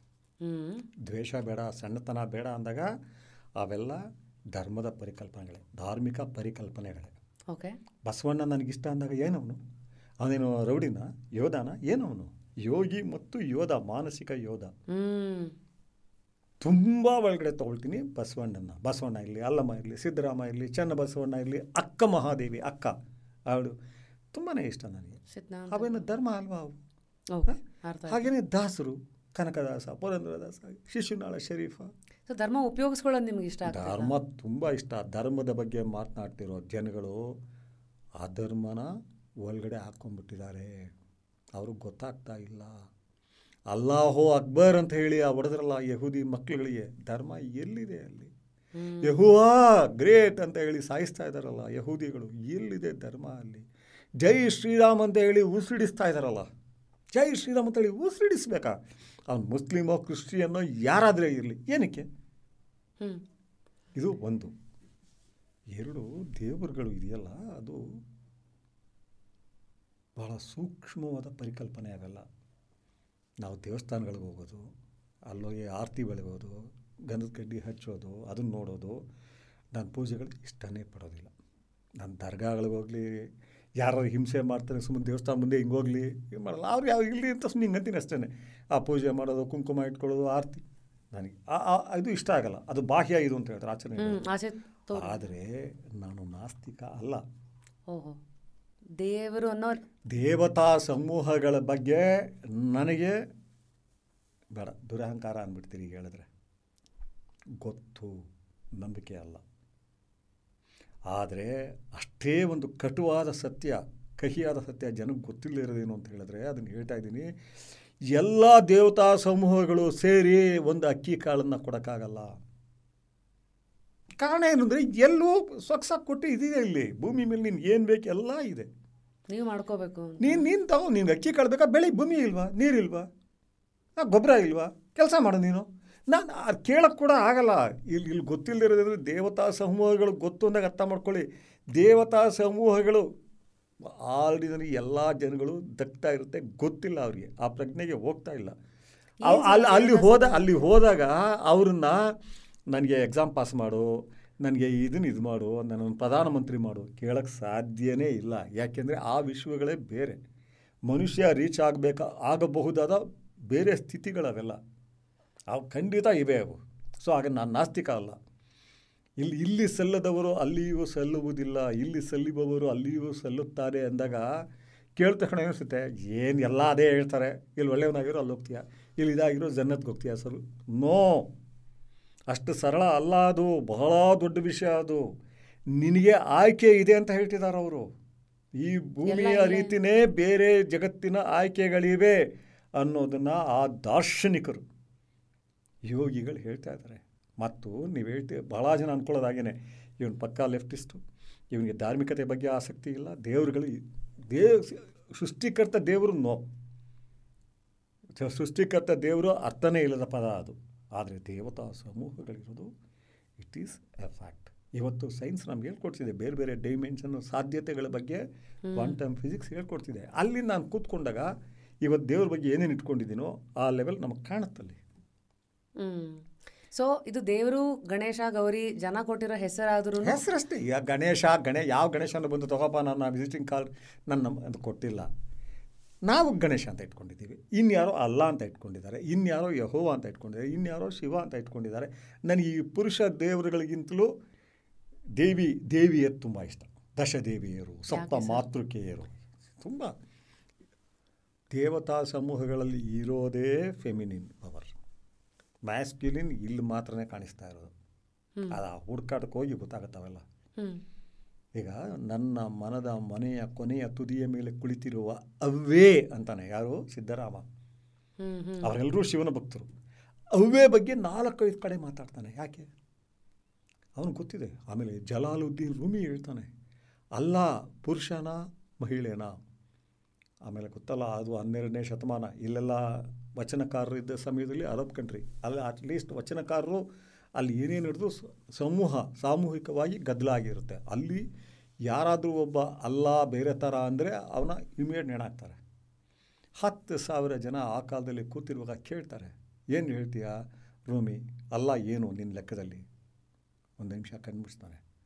ತಾಯಿ ಹೆಂಗಸೋದು ಹೆಣ್ಣು. ಬಹುಶಃ ಅವತ್ತಿನ ಮುಸ್ಲಿಂ ಸಮುದಾಯದಲ್ಲಿ ಅದ್ರ ಕೂತ್ಕೊಂಡು ಆ ಮಾತು ಹೇಳಬೇಕಾದ್ರೆ ಇಂಥ ಪ್ರಖರತೆ ಇರಬೇಕು ಅವನಿಗೆ. ಆತ ಹೇಳ್ತಾನೆ ಅದನ್ನು. ಆದರೆ ಅವನು ಗೊತ್ತಿಲ್ಲ ಹೇಳಿದ್ದಾನೆ ಅಂದ್ಕೊಂಡಿದ್ದೀರಾ? ಪ್ಲೀಸ್ ಮಾಡೋಕ್ಕೆ ಹೇಳಿದಾನೆ. ಅದನ್ನು ಹೇಳಿದಾಗ ಅವನ ತಾಯಿ ಕೂಡ ಇಲ್ಲ, ಮಗಳಿದ್ದಾಳೆ, ಹೆಂಡತಿ ಇದ್ದಾಳೆ. ಏನಕ್ಕೆ ಗೊತ್ತು ಅವನಿಗೆ. ಹಾಗಾಗಿನೇ ನಮಗೆಲ್ಲ ತುಂಬ ಇದಿರೋದು ದೇವಿಯರು. ಅದು ಕಾಳಿ ಇರ್ಬೋದು, ದುರ್ಗಿ ಇರ್ಬೋದು, ಲಲಿತಾ ಇರ್ಬೋದು, ಸರಸ್ವತಿ ಇರ್ಬೋದು, ಪಾರ್ವತಿ ಇರ್ಬೋದು, ಲಕ್ಷ್ಮಿ ಇರ್ಬೋದು, ಇಷ್ಟ. ಮಹಿಳಾ ರೂಪದಲ್ಲಿ ಕಾಣಿಸೋ ಇದು ತುಂಬ ಇಷ್ಟ. ಈ ಸ್ತ್ರೀ ಶಕ್ತಿಗೆ ಸಂಬಂಧಪಟ್ಟಂತೆ ಈಗ ನಿಮ್ದೊಂದು ಸಿನಿಮಾ ಬರ್ತಾ ಇದೆ ಸರ್. ಸೊ ಆ ಕ್ರೀಮ್ ಅನ್ನೋ ಆ ಪದ, ಆ ಟ್ರೈಲರ್ ನಾನು ನೋಡಿದೆ ಸರ್. ಅದು ಒಂದು ಬರೀ ಸೌಂಡ್ ಆಡಿಯೋ ಟ್ರೈಲರ್ ಬಿಟ್ಟಿದ್ದೀರಾ ಗೊತ್ತಾ ಅನ್ನೋ ಒಂದು ಅದು ಕೇಳಿದಾಗ್ಲೇ ಆ ಆಡಿಯೋನಲ್ಲೇ ಒಂದು ಬೇರೆ ಒಂದು ಶಕ್ತಿನ ಮುಟ್ಟದದು. ಆ್ಯಂಡ್ ಅದ್ರ ಕಥೆ ನೀವು ಬರೆದಿದ್ದೀರಾ. ಆ ಇಡೀ ಇದು ನೋಡಿದ್ರೆ ಸಂಯುಕ್ತ ಅಫ್ಕೋರ್ಸ್ ಏನೋ ಹುಡ್ಕೊಂಡು ಹೋಗ್ತಾ ಇದ್ದಾರೆ. ಆಮೇಲೆ ಆ ಕಡೆ ಯಾವುದೋ ಒಂದು ಪದ್ಧತಿ, ಐ ಥಿಂಕ್ ಮನುಷ್ಯರನ್ನ ಸಾಯಿಸ್ತಾರೋ ಅಥವಾ ಬಲಿ ಕೊಡ್ತಾರೋ, ಅದು ಏನು I don't know what that movie is trying to say, but she is investigating and she is going and trying to tell a story. Since ನೀವು ದೇವಿ ಬಗ್ಗೆ ಮಾತಾಡಿದ್ರಿ, ಈ ಕ್ರೀಮ್ ಇದರದ್ದು ಹೇಗೆ ಮಾತಾಡಿದೆ. ಎಲ್ಲ ದೇವತಾ ಸಮೂಹಗಳು ನಮ್ಮ ಬದುಕನ್ನು ಬದಲಿಸೋಕ್ಕಾಗಲ್ಲ. ಇಟ್ ಇಸ್ ಜಸ್ಟ್ ಲೈಕ್ ನಿಮಗೆ ಡಂಬಲ್ ಇದೆ, ವೆಯ್ಟ್ ಇದೆ, ಬಾರ್ ಇದೆ, ಅದೇ ನಿಮ್ಮ ಬಾಡಿ ಬಿಲ್ಡ್ ಮಾಡಲ್ಲ, ನೀವು ಮಾಡಬೇಕು ತೊಗೊಂಡು. ಹಾಗೆ ಇವೆಲ್ಲ ಸ್ಪಂದನ, ಇವೆಲ್ಲ ವೈಬ್ರೇಷನ್ಸ್. ನೀವು ಶಿವ ಅಂತ ಹೇಳಿ, ಕಾಳಿ ಅಂತ ಹೇಳಿ, ವೈಬ್ರೇಷನ್ ನಮ್ಗೊಳಗಡೆ ಉಂಟಾಗುತ್ತೆ. ಯಾಕೆ ಅವು ಯಾರು ಕೂಡ ಎಲ್ಲ ಪರಿಕಲ್ಪನೆಗಳೇ. ಆ ಪರಿಕಲ್ಪನೆ ಮೂಲಕ ಇಡೀ ಜಗತ್ತು ಬಂದಿದೆ. ನನಗೆ ಏಕೆ ಅವ್ರು ಹೇಳ್ತಾರೆ, ರಾಮ ಇದರಲ್ಲಿ ಶೈವರಿಗೆ ಹಿಂಗೆ ಒಪ್ಕೊಳ್ತಾರೆ ರಾಮ. ನಾನು ನಗ್ತೀನಾಗ್ರಿ, ಶಿವನ ಒಪ್ಕೊಂಡ್ಮೇಲೆ ರಾಮನೂ ಒಪ್ಕೋಬೇಕು. ಅದು ಎಲ್ಲ ಪರಿಕಲ್ಪನೆಗಳೇ. ಇದಕ್ಕೂ ಪುರಾಣ ಇದೆ, ಅದಕ್ಕೂ ಪುರಾಣ ಇದೆ. ಅದೇನು ಯಾರೂ ಬಂದು ಹೇಳಿದ್ನಲ್ಲ, ಎಲ್ಲೋ ಕೂತ್ಕೊಂಡು ಯಾವುದೋ ಒಂದು ಕಾಲದಲ್ಲಿ ಇಂಥ ಡೇಟ್ನಲ್ಲಿ ರಾಮ ಇವನ್ನೆಲ್ಲ ಮೀಟ್ ಆಗಿದ್ದ ಕಥೆಗಳಲ್ಲಿ ಬರುತ್ತೆ ಅಷ್ಟೇ ಹೊರತು ನೀವು ದೈವಿಕ ಕಲ್ಪನೆಗೆ ಹೋದಾಗ ನಮ್ಗೆ ಇದೇ ಆಗೋದಿಲ್ಲ ಅದು. ಸೊ ಆ ಲೆವೆಲ್ ಮೀರಿಬಿಟ್ಟಿದೆ ಇವತ್ತು. ನೋಡಿ ಇವತ್ತು ಪ್ರತಿಯೊಬ್ಬರು ಇವತ್ತು ಹೇಗಾಗ್ಬಿಟ್ಟಿದೆ, ಅವ್ರು ನಾವು ಏನೇ ಹೇಳಲಿ, ಹಿಂದುತ್ವವಾದಿಗಳು ಏನೇ ಹೇಳಲಿ, ಮೋದಿಯವ್ರ ಬಗ್ಗೆ ನನಗೆ ಬಹಳಷ್ಟು ಕಾರಣ, ಸೈದ್ಧಾಂತಿಕ ಕಾರಣಗಳಿಗೆ ಇಷ್ಟ ಆಗಲ್ಲ.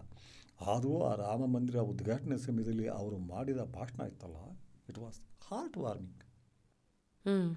ಒಂದೇ ಒಂದು ಅಸಹನೆ ಪದ ಇರಲಿಲ್ಲ, ಬೇರೆ ಏನೂ ಇರಲಿಲ್ಲ. ಅವ್ರು ಏನೇ ಕಲ್ತ್ಕೊಂಡು ಹೇಳಿದ್ರು ಅಂತ ಹೇಳಿದ್ರು ಯಾವುದೂ ಇಟ್ಕೊಳ್ಳಲಿಲ್ಲ, ಮುಂದ್ಗಡೆ ಹೇಳಕ್ಕೆ ಶುರು ಮಾಡಿದ್ರು. ಸರ್ವೇ ಜನೋ ಸುಖಿನೋ ಭವಂತು ಅಂತ ಹೇಳಿದ್ರು, ವಸುದೇವ ಕುಟುಂಬಕಂ ಅಂತ ಹೇಳಿದ್ರು. ಮತ್ತು ಆ ವ್ಯಕ್ತಿ ಇವತ್ತು ಹೋಗಿ ಅರಬ್ ದೇಶಗಳಲ್ಲಿ ಹಿಂದುತ್ವದವ್ರು ಕೇಳೋದೇನು ಹೇಳಿ, ಮುಸ್ಲಿಮ್ರು ಯಾವತ್ತಾರು ಬೇರೆಯವರಿಗೆ ಬೆಲೆ ಕೊಟ್ಟಿದ್ದಾರಾ, ಬೇರೆಯವರಿಗೆ ಮನ್ನಣೆ ಕೊಟ್ಟಿದ್ದಾರಾ ಅಂತ. ಇವತ್ತು 27 ಎಕರೆನಲ್ಲಿ ದೇವಸ್ಥಾನ ಮಾಡಿದ್ದಾರೆ. ಎಲ್ಲಿ? ಅಬುದಾಬಿನಲ್ಲಿ ಮೊದಲ ಮಂದಿರ. ಏನು ತಮಾಷೆ ವಿಷಯ ಅದು. 27 ಎಕರೆ ದೇವಸ್ಥಾನ ಇಲ್ಲೇ ಸಿಗಲ್ಲ ನಮಗೆ.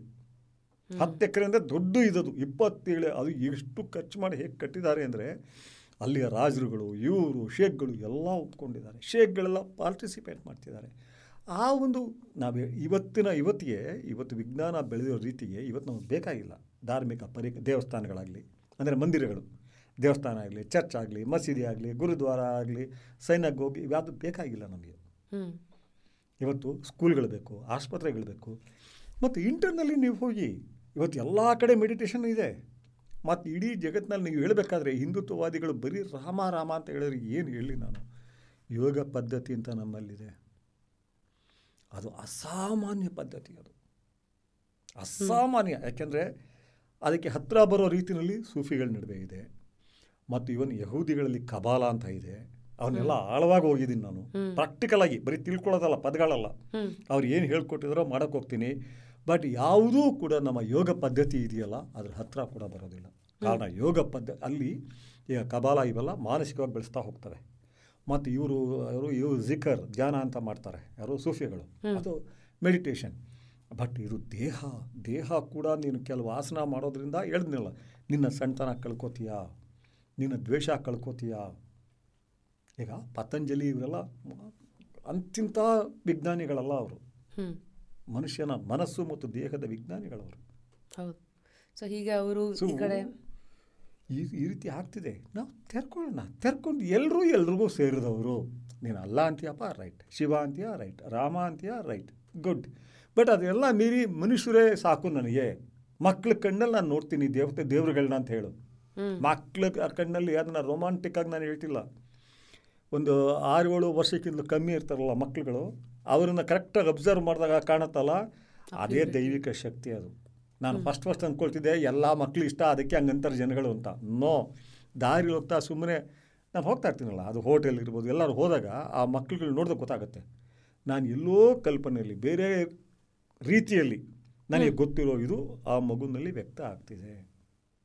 ನನಗೆ ಗೊತ್ತಾಗುತ್ತೆ ಆ ಮಗುನಲ್ಲಿರೋ ದೈವತ್ವವನ್ನು ತೆಗೆಯೋ ಕೆಲಸವನ್ನೇ ನಾವು ಮಾಡೋದು. ಎಜುಕೇಷನ್ನು, ಇವು ಸಿನಿಮಾಗಳು, ದೊಡ್ಡವರಾಯ್ತಾ ನೀನು ಹಿಂಗಿರು, ನೀನು ಹಂಗಿರು ಅಂತ ಹೇಳಿ ಆ ದೈವತ್ವವನ್ನು ತೆಗೆದುಬಿಡ್ತೀವಿ.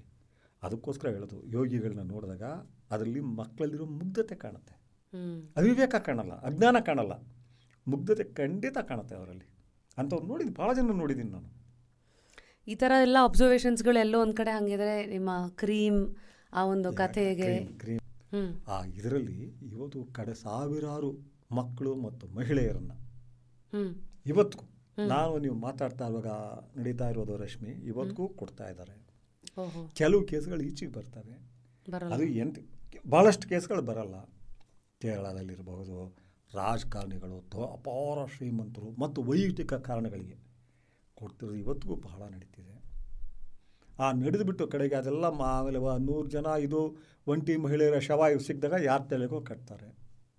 ಯಾರೋ ತಲೆ ಮೇಲೆ ಬಟ್ಟೆ ಇಲ್ಲದೆ ಇರೋರನ್ನ ಬಲಿ ಕೊಡ್ತಾರೆ, ತಲೆ ಮೇಲೆ ಬಟ್ಟೆ ಇಲ್ಲದೆ ಇರೋ ಕಳ್ಳರುಗಳು ಇವರು ಆರ್ಡಿನರಿ ಜನಗಳ ಮೇಲೆ ಆ ಕೊಲೆಗಳನ್ನ ಕಟ್ತಾರೆ. ಇದು ನಮ್ಮ ಸಮಾಜದಲ್ಲಿ ನಡೀತಾ ಇದೆ throughout world. I am not talking of India ಮಾತ್ರ, ಅಥವಾ ನಾರ್ತ್ ಇಂಡಿಯಾ, ಅಥವಾ ಜಾರ್ಖಂಡ್, ಅಥವಾ Kerala, no, including England, France, ಎಲ್ಲ ಕಡೆ ನಡೀತಾ ಇದೆ ಇವತ್ತು. ಅಮೇರಿಕಾ, ನರಬಲಿ ಸೊ ಇದು ಒಂದು ನರಬಲಿ ಕೊಡ್ತಿರೋದು ಯಾರನ್ನ ಕಿಡ್ನ್ಯಾಪ್ ಮಾಡ್ತಾರೆ, ಆ ಮಗುವಿಗೆ ಆರ್ಕ್ ಬೆರಳಿರುತ್ತೆ, ಎಲ್ಲೋ ಮಚ್ಚೆ ಇರುತ್ತೆ. ನೋ, ಇವತ್ತು ಹೇಗೆ ಅಂತ ಹೇಳಿದ್ರೆ ಸಾಮಾನ್ಯವಾಗಿ ಮಹಿಳೆ ಯಾರು ಅಂದರೆ ಬೀದಿ ಸೂಳೆ, ಬೀದಿ ಬೇಷೆ. ಯಾಕೆಂದರೆ ಅವ್ರಿಗೆ ಅಡ್ರೆಸ್ ಇರಲ್ಲ, ಮನೆಯವ್ರಿಗೂ ಯಾವ ಅಡ್ರೆಸ್ಸಲ್ಲಿ ಅವಳ ನಿಂತಿರ್ತಾಳೆ ಬೀದಿನಲ್ಲಿ ಗೊತ್ತಿರಲ್ಲ. ಆ ಸತ್ತಾಗ ನನ್ನ ಮಗಳು ಎಲ್ಲ ಒಯ್ಲು ಹೊತ್ತೋದ್ಲು ಅಂತಲೂ ಕೊಡಲ್ಲ, ಕಂಪ್ಲೇಂಟ್ ಕೂಡ ಆಗಲ್ಲ. ಹಾಗೆ ಮಕ್ಕಳು ಹೇಗೆ ಮಕ್ಕಳನ್ನ ಇವತ್ತಿಗೂ ನಮ್ಮ ಇಂಡಿಯಾದಲ್ಲಿ 3,000 to 5,000ಕ್ಕೆ ಗುಡ್ಡಗಾಡು ಜನಗಳು, ಬಡವರು, ಆರ್ಥಿಕವಾಗಿ ದುರ್ಬಲರು ಮಾರ್ಕೊಳ್ತಾರೆ. ಅವ್ರಿಗೂ ಗೊತ್ತು ನಾವು ಯಾರೋ ಕೊಡ್ತಿದ್ದೀವಿ ಅಂತ, ಒಳ್ಳೇದಾಗಲ್ಲ ಮಗುವಿಗೆ ಅಂತ ಕೊಂಡ್ಕೊಳ್ಳೋರ್ಗೂ ಗೊತ್ತು. ಕೊಂಡ್ಕೊಂಡ್ಬಿಟ್ಟು ಕರ್ನಾಟಕದಲ್ಲೂ ಎಲ್ಲ ಬೀದಿಲಿ ಹೋಗಪ್ಪ, ಈಗ ಹೋಗ್ತಾ ನೀನು ಒಂದು ಕೆಲಸ ಮಾಡಪ್ಪ, ರಸ್ತೆಯಲ್ಲಿ ಮಗು ಎತ್ಕೊಂಡ್ಬರ್ತಾರೆ, ಭಿಕ್ಷಾ ಕೇಳ್ತಾರೆ. ನೀವು ಯಾರು ಪತ್ರಕರ್ತರು ಒಂದು 4 ಜನ ಇಟ್ಕೊಂಡ್ಬಿಟ್ಟು ನಿನ್ನ ಮಗುನ ಅದು ಅವ್ರು ಫಸ್ಟ್ ಹೇಳೋದೆ ಅಣ್ಣನ ಮಗು, ತಂಗಿ ಮಗು, ಹಿಂಗೇನೋ ಹೇಳ್ತಾರೆ. ನೋ, ದೊಡ್ಡ ಒಂದು ವ್ಯವಸ್ಥೆಯ ಜಾಲನೇ ಇದೆ ಮಕ್ಕಳು ಮಾರೋದು. ಅವ್ರು 3,000 ತಗೋದೆ 5,000 ಕೊಡ್ತಾರೆ, 1 ವರ್ಷ ಅವ್ರನ್ನ ಬಳಸ್ಕೋತಾರೆ. ಮತ್ತು ಮಗು ತೋರಿಸಿದಾಗ ಯಾರೋ ದುಡ್ಡು ಕೊಡ್ತಾರೆ, 1 ವರ್ಷ ಅವಕ್ಕೆ ಅಳಬಾರ್ದು ಅಂತೇಳಿ OPM ಕೊಡ್ತಾರೆ. ಪ್ರತಿ ಮಕ್ಳಿಗೂ OPM ಕೊಟ್ಟಿರ್ತಾರೆ. ಜಸ್ಟ್ ಅಬ್ಸರ್ವ್, ಆ ಕಣ್ಣಿಂಗಿರುತ್ತೆ. ಎಷ್ಟು ಒಂದು 6 ತಿಂಗಳು, ಹೆಚ್ಚು ಕಮ್ಮಿ ಮ್ಯಾಕ್ಸಿಮಮ್ 1 ವರ್ಷ, 9 ತಿಂಗಳು, 1 ವರ್ಷ ಯೂಸ್ ಮಾಡ್ತಾರೆ. ಅಷ್ಟೊತ್ತಿಗೆ ಆ ಮಗು OPM ತೊಗೊಂಡು ಸಾಯೋಷ್ಟು ಇದಕ್ಕೆ ಬರುತ್ತೆ. ಆಗ ಈ ಮಾಟಗಾರರಿಗೆ ಮಾರ್ತಾರೆ.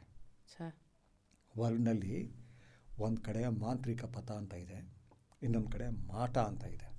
ಅವೆರಡೂ ಪರಿಕರಗಳು, ಸಾಧನಗಳು ಒಂದೇ. ಇಲ್ಲೂ ಮಂತ್ರ ಇದೆ, ಅಲ್ಲೂ ದೇವತೆಗಳನ್ನ ಒಲಿಸ್ಕೋಬೇಕು, ಕಾಣಬೇಕು ಅಂದರೆ ಕಾಣಬೇಕು ಅನ್ನೋ ಕಾತುರತೆ ಇರುತ್ತೆ. ಮಾಟದಲ್ಲಿ ಒಲಿಸ್ಕೋಬೇಕು, ಅವ್ರ ಮೂಲಕ ಸಂಪತ್ತು ಮತ್ತು ಅಧಿಕಾರ ಗಳಿಸಬೇಕು. ಆ ಮಾಟ ಇದರಲ್ಲಿ ಇದು. ಈ ಮಾಟದಲ್ಲಿ ಇದು ಬರುತ್ತೆ, ಏನೋ ಬಲಿ. ಮಾಂತ್ರಿಕ ಪಥದಲ್ಲಿ ಹೇಳಿದ್ನಲ್ಲ, ಹಿಂಸೆ ಅನ್ನೋದಕ್ಕೆ ಟೋಟಲಿ ಎಗೇನ್ಸ್ಟ್ ಅದು. ರಾಮಕೃಷ್ಣ ಪರಮಹಂಸ ದೊಡ್ಡ ತಾಂತ್ರಿಕರು, ಅವರು ಸಣ್ಣ ಕೋಳಿ ಮರಿ ಕೊಟ್ಟಿದ್ರ, ಅವರೆಲ್ಲ ಅಷ್ಟೇ. ಯಾರು ಅವರು ಅರವಿಂದರು, ದೊಡ್ಡ ದೊಡ್ಡ ಸಾಧಕರು, ಅವರೆಲ್ಲ ತಾಂತ್ರಿಕರು, ಹೋಗ್ತಿರ್ಲಿಲ್ಲ ಅವರು. ಅದೇ ಮಾಟ. ಬಟ್ ಅಲ್ಲೂ ಅದೇ ಮಂತ್ರ, ಅದೇ ಇದು. ಕೆಲವು ಸ್ಮಶಾನದಲ್ಲಿ ಮಾಡ್ತಾರೆ, ಕೆಲವು ಇದಕ್ಕೆ ಬೇರೆ ಬೇರೆ ಜಾಗ ಇಟ್ಕೊಂಡಿರ್ತಾರೆ. ಪ್ರತಿ ಅಮಾವಾಸ್ಯೆನಲ್ಲೂ ಬೆಂಗಳೂರಿನಲ್ಲಿ ಬರೀ ಕೊಡ್ತಾ ಇರೋರು ಹೇಳಿರೋದು ನನಗೆ, ಈ ಕೆಲಸದಲ್ಲೇ ಇದ್ದು ನಾವು ಹಾಳಾಗಿದ್ದೀವಣ್ಣ, ನಿಮ್ಮ ಥರ ಆಗಲಿಲ್ಲ, ನಮ್ಮ ಬೆಂದಿದ್ರು ನರ್ಕಕ್ಕೆ ಹೋಗ್ತೀವಿ, ನರಳ್ತೀವಿ, ಸಾಯಿ ಅಂತ ಚಿಕ್ಕ ಒಂದು 24-25 ವರ್ಷದವ್ರು ನನಗೆ ಹೇಳಿರೋದು. 15 ಏನೋ ಕಮ್ಮಿ ಅಂದ್ರೂ ನಮಗೆ ಗೊತ್ತಿರೋಂಗೆ 15 ಮಕ್ಕಳು ಬಲಿ ಆಗ್ತವೆ ಪ್ರತಿ ಅಮಾವಾಸ್ಯೆಗೆ. ಇಲ್ಲಿ ಬೆಂಗಳೂರಿನಲ್ಲಿ ಹೇಳ್ತಾ ಇರೋದು ನಾನು. ಏನು ಸರ್ ಇವೆಲ್ಲ ಅಟ್ಲೀಸ್ಟ್ ಮಕ್ಕಳು ಹೆಣನ ಬೇರೆ ಕಡೆ ಎಸೆಯಲ್ಲ ಅವರು, ಅಲ್ಲೇ ಸುಟ್ಟು ಹಾಕ್ಬಿಡ್ತಾರೆ ಅಥವಾ ಸ್ಮಶಾನದಲ್ಲೇ ಬರಿ ಮಾಡಿಬಿಡ್ತಾರೆ. ಆದರೆ ಒಂಟಿ ಮಹಿಳೆಯರನ್ನು ಎಸ್ದು ಬಿಡ್ತಾರೆ. ಯಾಕೆಂದರೆ ಅದನ್ನು ಸ್ಮಶಾನದಲ್ಲಿ ನಡೆಯಲ್ಲ, ಅದು ಒಂಟಿ ಮಹಿಳೆ ನಡೆದು ಗುಪ್ತವಾದ ಜಾಗಗಳಲ್ಲಿ, ಯಾವುದೋ ತೋಟಗಳಲ್ಲೋ ಅಥವಾ ಬೆಟ್ಟಗಳಲ್ಲೋ ಇಂಥ ಕಡೆ ನಡೆಯುತ್ತೆ. ಬಾಡಿ ಎಸ್ದು ಬಿಡ್ತಾರೆ, ಗೊತ್ತು ನಮ್ಮಲ್ಲಿ ಕೇಸ್ ಬರಲ್ಲ ಅಂತ. ಒಂದು 106 ಬಂದಾಗ ಇದಾಗ್ತಾರೆ, ಯಾವ ತಲೆಗೆ ಕಟ್ತಾರೆ. ಆ ಸಬ್ಜೆಕ್ಟ್ ಕ್ರೀಮ್ನಲ್ಲಿದೆ. ಕ್ರೀಮ್ ಅನ್ನೋದು ಬೀಜ ಮಂತ್ರ, ಇಟ್ ಇಸ್ ಎ ವೈಬ್ರೇಷನ್.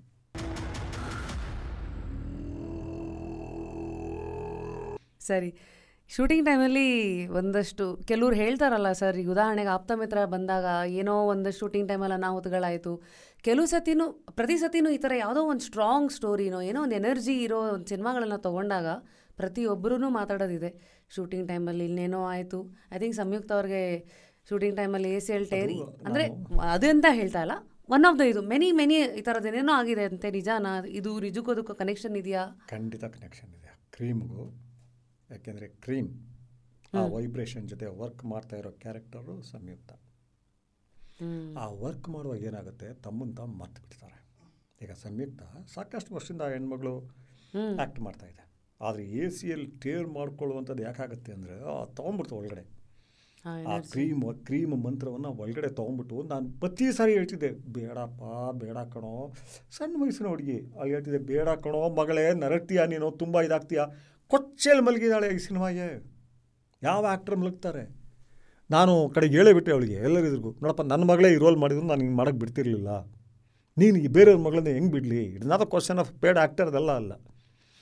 ಪಕ್ಕಾ ಕೊಚ್ಚೆನಲ್ಲಿ ಮಲಗ್ತಾಳೆ ಆ ಹೆಣ ಇದು ಮಾಡಿದಾಗ. ಮಳೆ ಬರ್ತಾ ಇದೆ, ಫುಲ್ ಇದು ಹುಳುಗಳಿದ್ದಾವೆ, ಇದಿದ್ದಾವೆ. ಸೊ ನೀವು ಹೇಳೋದು ಇಲ್ಲ ಬಿಡಿ ದೊಡ್ಡಪ್ಪ, ದೊಡ್ಡಪ್ಪ.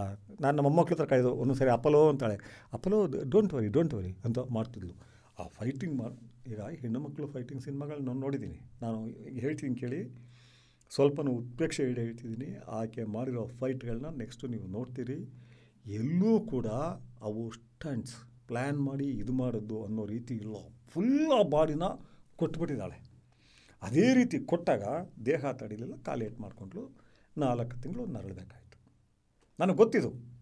ಈಗ ನಾವು ಕಣ್ಣಪ್ಪ ಇದೆಲ್ಲ ಕೇಳ್ತೀವಲ್ಲ, ಆ ಕಣ್ಣು ಚುಚ್ಕೊಳ್ಳೋದು ಇದು ಅಂಥವ್ರು ಇವತ್ತಿಗೂ ಇದ್ದಾರೆ. ಕೈ ಕತ್ತರಿಸ್ಕೊಳ್ಳೋದು ದೇವಿಗೋಸ್ಕರ, ಎನರ್ಜಿ ಹಾಗೆ ಆಡ್ಸತ್ತೆ ಅಂತೀರಾ? ಆಡ್ಸುತ್ತೆ. ಮತ್ತು ಆ ದೇಹಕ್ಕಿಂತ ಮೀರಿದ್ದು ಅಂತಾರೆ. ನೀನು ಕತ್ತರಿಸ್ಕೊಳ್ತೀಯ ಅಂದರೆ ನೋ, ಅದು ಇಟ್ಕೊಂಡೇ ಬೇರೆ ತಾ ಇರ್ಬೋದಪ್ಪ, ಬೇಡಿ ಅಂತೀನಿ ನಾನು. ಆಗ ಆ ಥರ ಮಾಡ್ಕೊಳ್ಳೋರಿದ್ದಾರೆ, ಚುಚ್ಕೊಳ್ಳೋರು ಇದ್ದಾರೆ, ದಬ್ಬಳ ತೊಗೊಂಡು ಚುಚ್ಕೊಳ್ಳೋರು ತುಂಬ ಜನ ನೋಡಿದ್ದೀನಿ ನಾನು.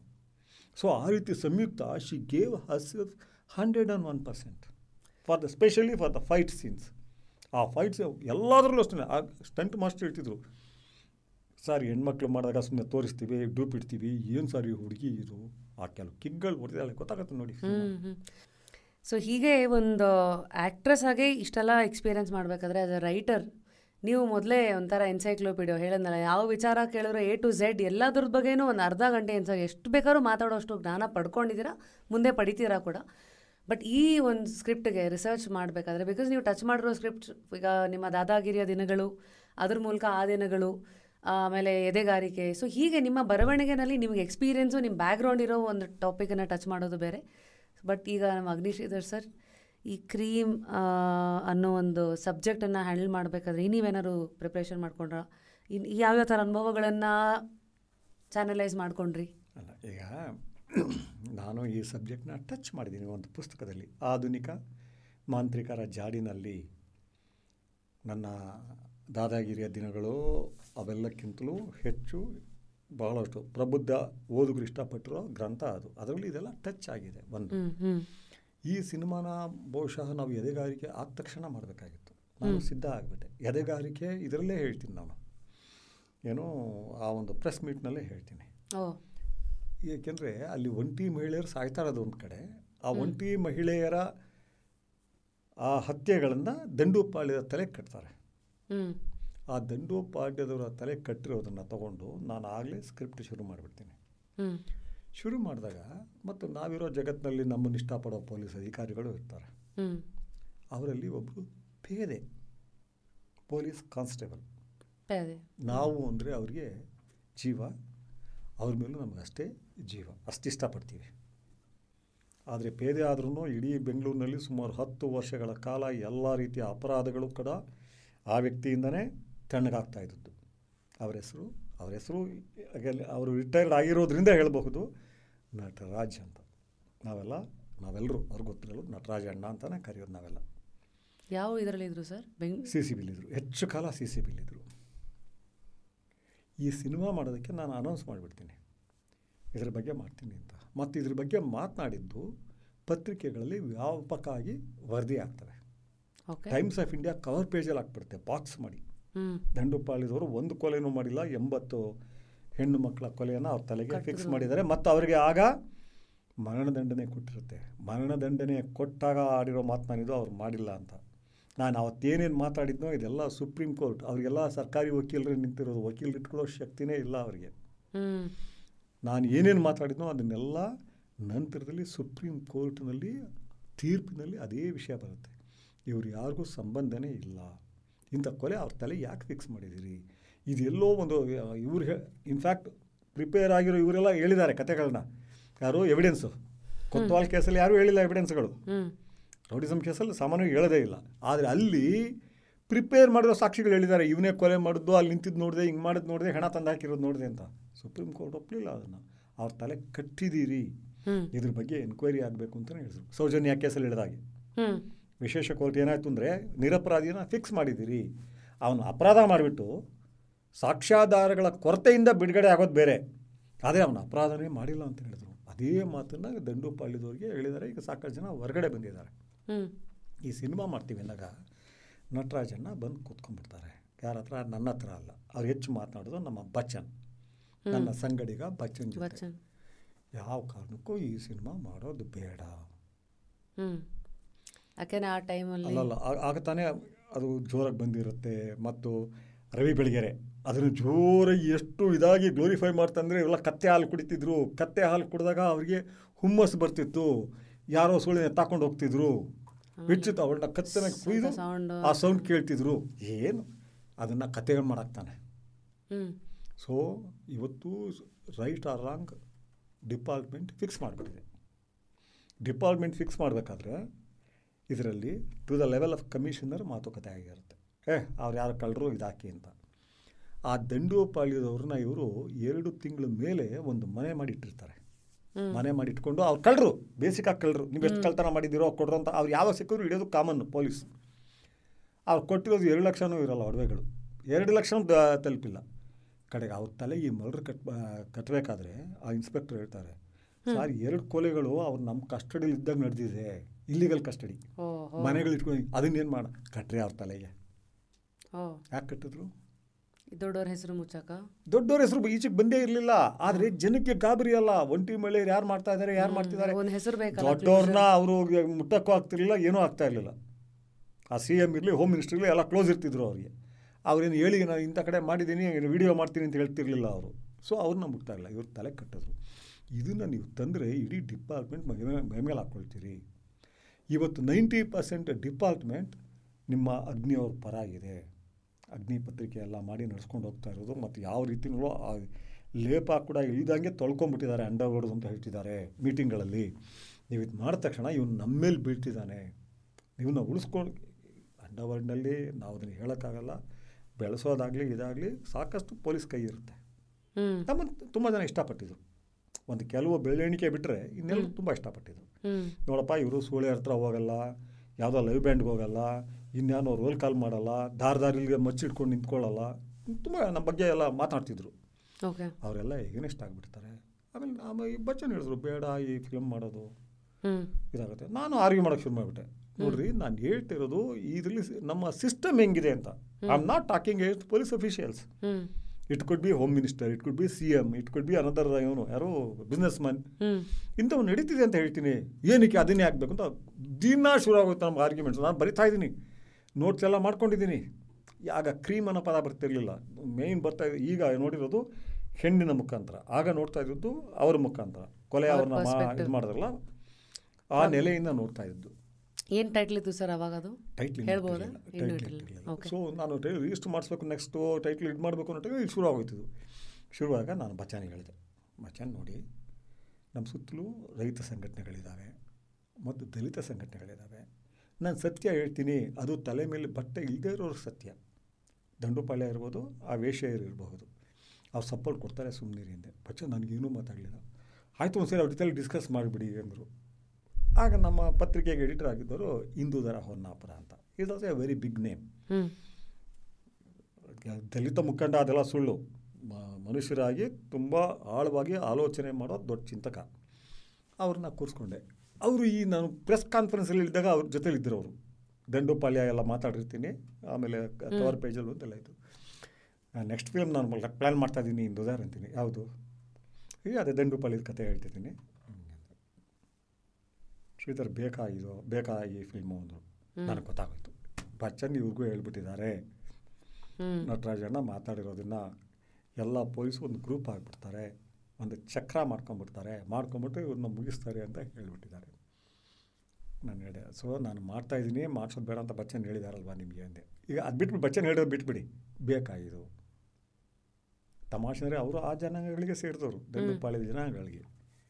ತುಂಬ ಅದು ಕೂಡ ದಲಿತ ಜನಾಂಗನೇ, ಅದು ವಂಶ ಪಾರಂಪರ್ಯವೇ, ಕಳ್ಳರುಗಳಷ್ಟೇ, ಕೊಲೆಗಾರರಲ್ಲ ಅವರು. ಓಕೆ ಅಲ್ಲ, ಇಂದೂಧರ್ ಸತ್ಯಗಳು ನನಗೆ ಗೊತ್ತು. ಅವರು ಇಲ್ಲಿಗಲ್ ಲಾಕಪ್ಪಲ್ಲಿದ್ದಾಗ, ಇಲ್ಲಿಗಲ್ ಕಸ್ಟಡಿಯಲ್ಲಿದ್ದಾಗ ನಡೆದಿರೋ ಕೊಲೆಗಳನ್ನೂ ಅವ್ರು ತಲೆ ಕಟ್ಟಿದ್ದಾರೆ. ಇನ್ನೊಬ್ಬ 3 ವರ್ಷದಿಂದ ಮಾರ ಅಂತ ಇರಬೇಕು, ಅವನ ಹೆಸರು ಮರ್ತುಬಿಟ್ಟಿದ್ದೀನಿ. 3 ವರ್ಷದಿಂದ ಕೇರಳದಲ್ಲಿ ಇರ್ತಾನೆ. ಅವ್ನು ಕೇರಳದಲ್ಲಿ ಇದ್ದ ಅಂತಲೂ ಗೊತ್ತು. ಅವನ ತೆಲುಗು ಹೆಚ್ಚು ಕಮ್ಮಿ ಒಂದು 40 ಕೊಲೆ ಕಟ್ಟಿದ್ದಾರೆ. ಅವನಲ್ಲಿ ಕೆಲಸ ಮಾಡ್ತಾ ಇದ್ದಾಗ ಈ ಲೈಫ್ ಬೇಡ ಅಂತ ಹೋಗಿದ್ದಾನೆ, ಎಳ್ಕೊಂಬಂದು ಕಟ್ಟಿದ್ದಾರೆ. ಇದಿದ್ದು ನಾನು ಹೆಂಗೆ ಸುಮ್ಮನಿರಲಿ ಹಿಂದೆ.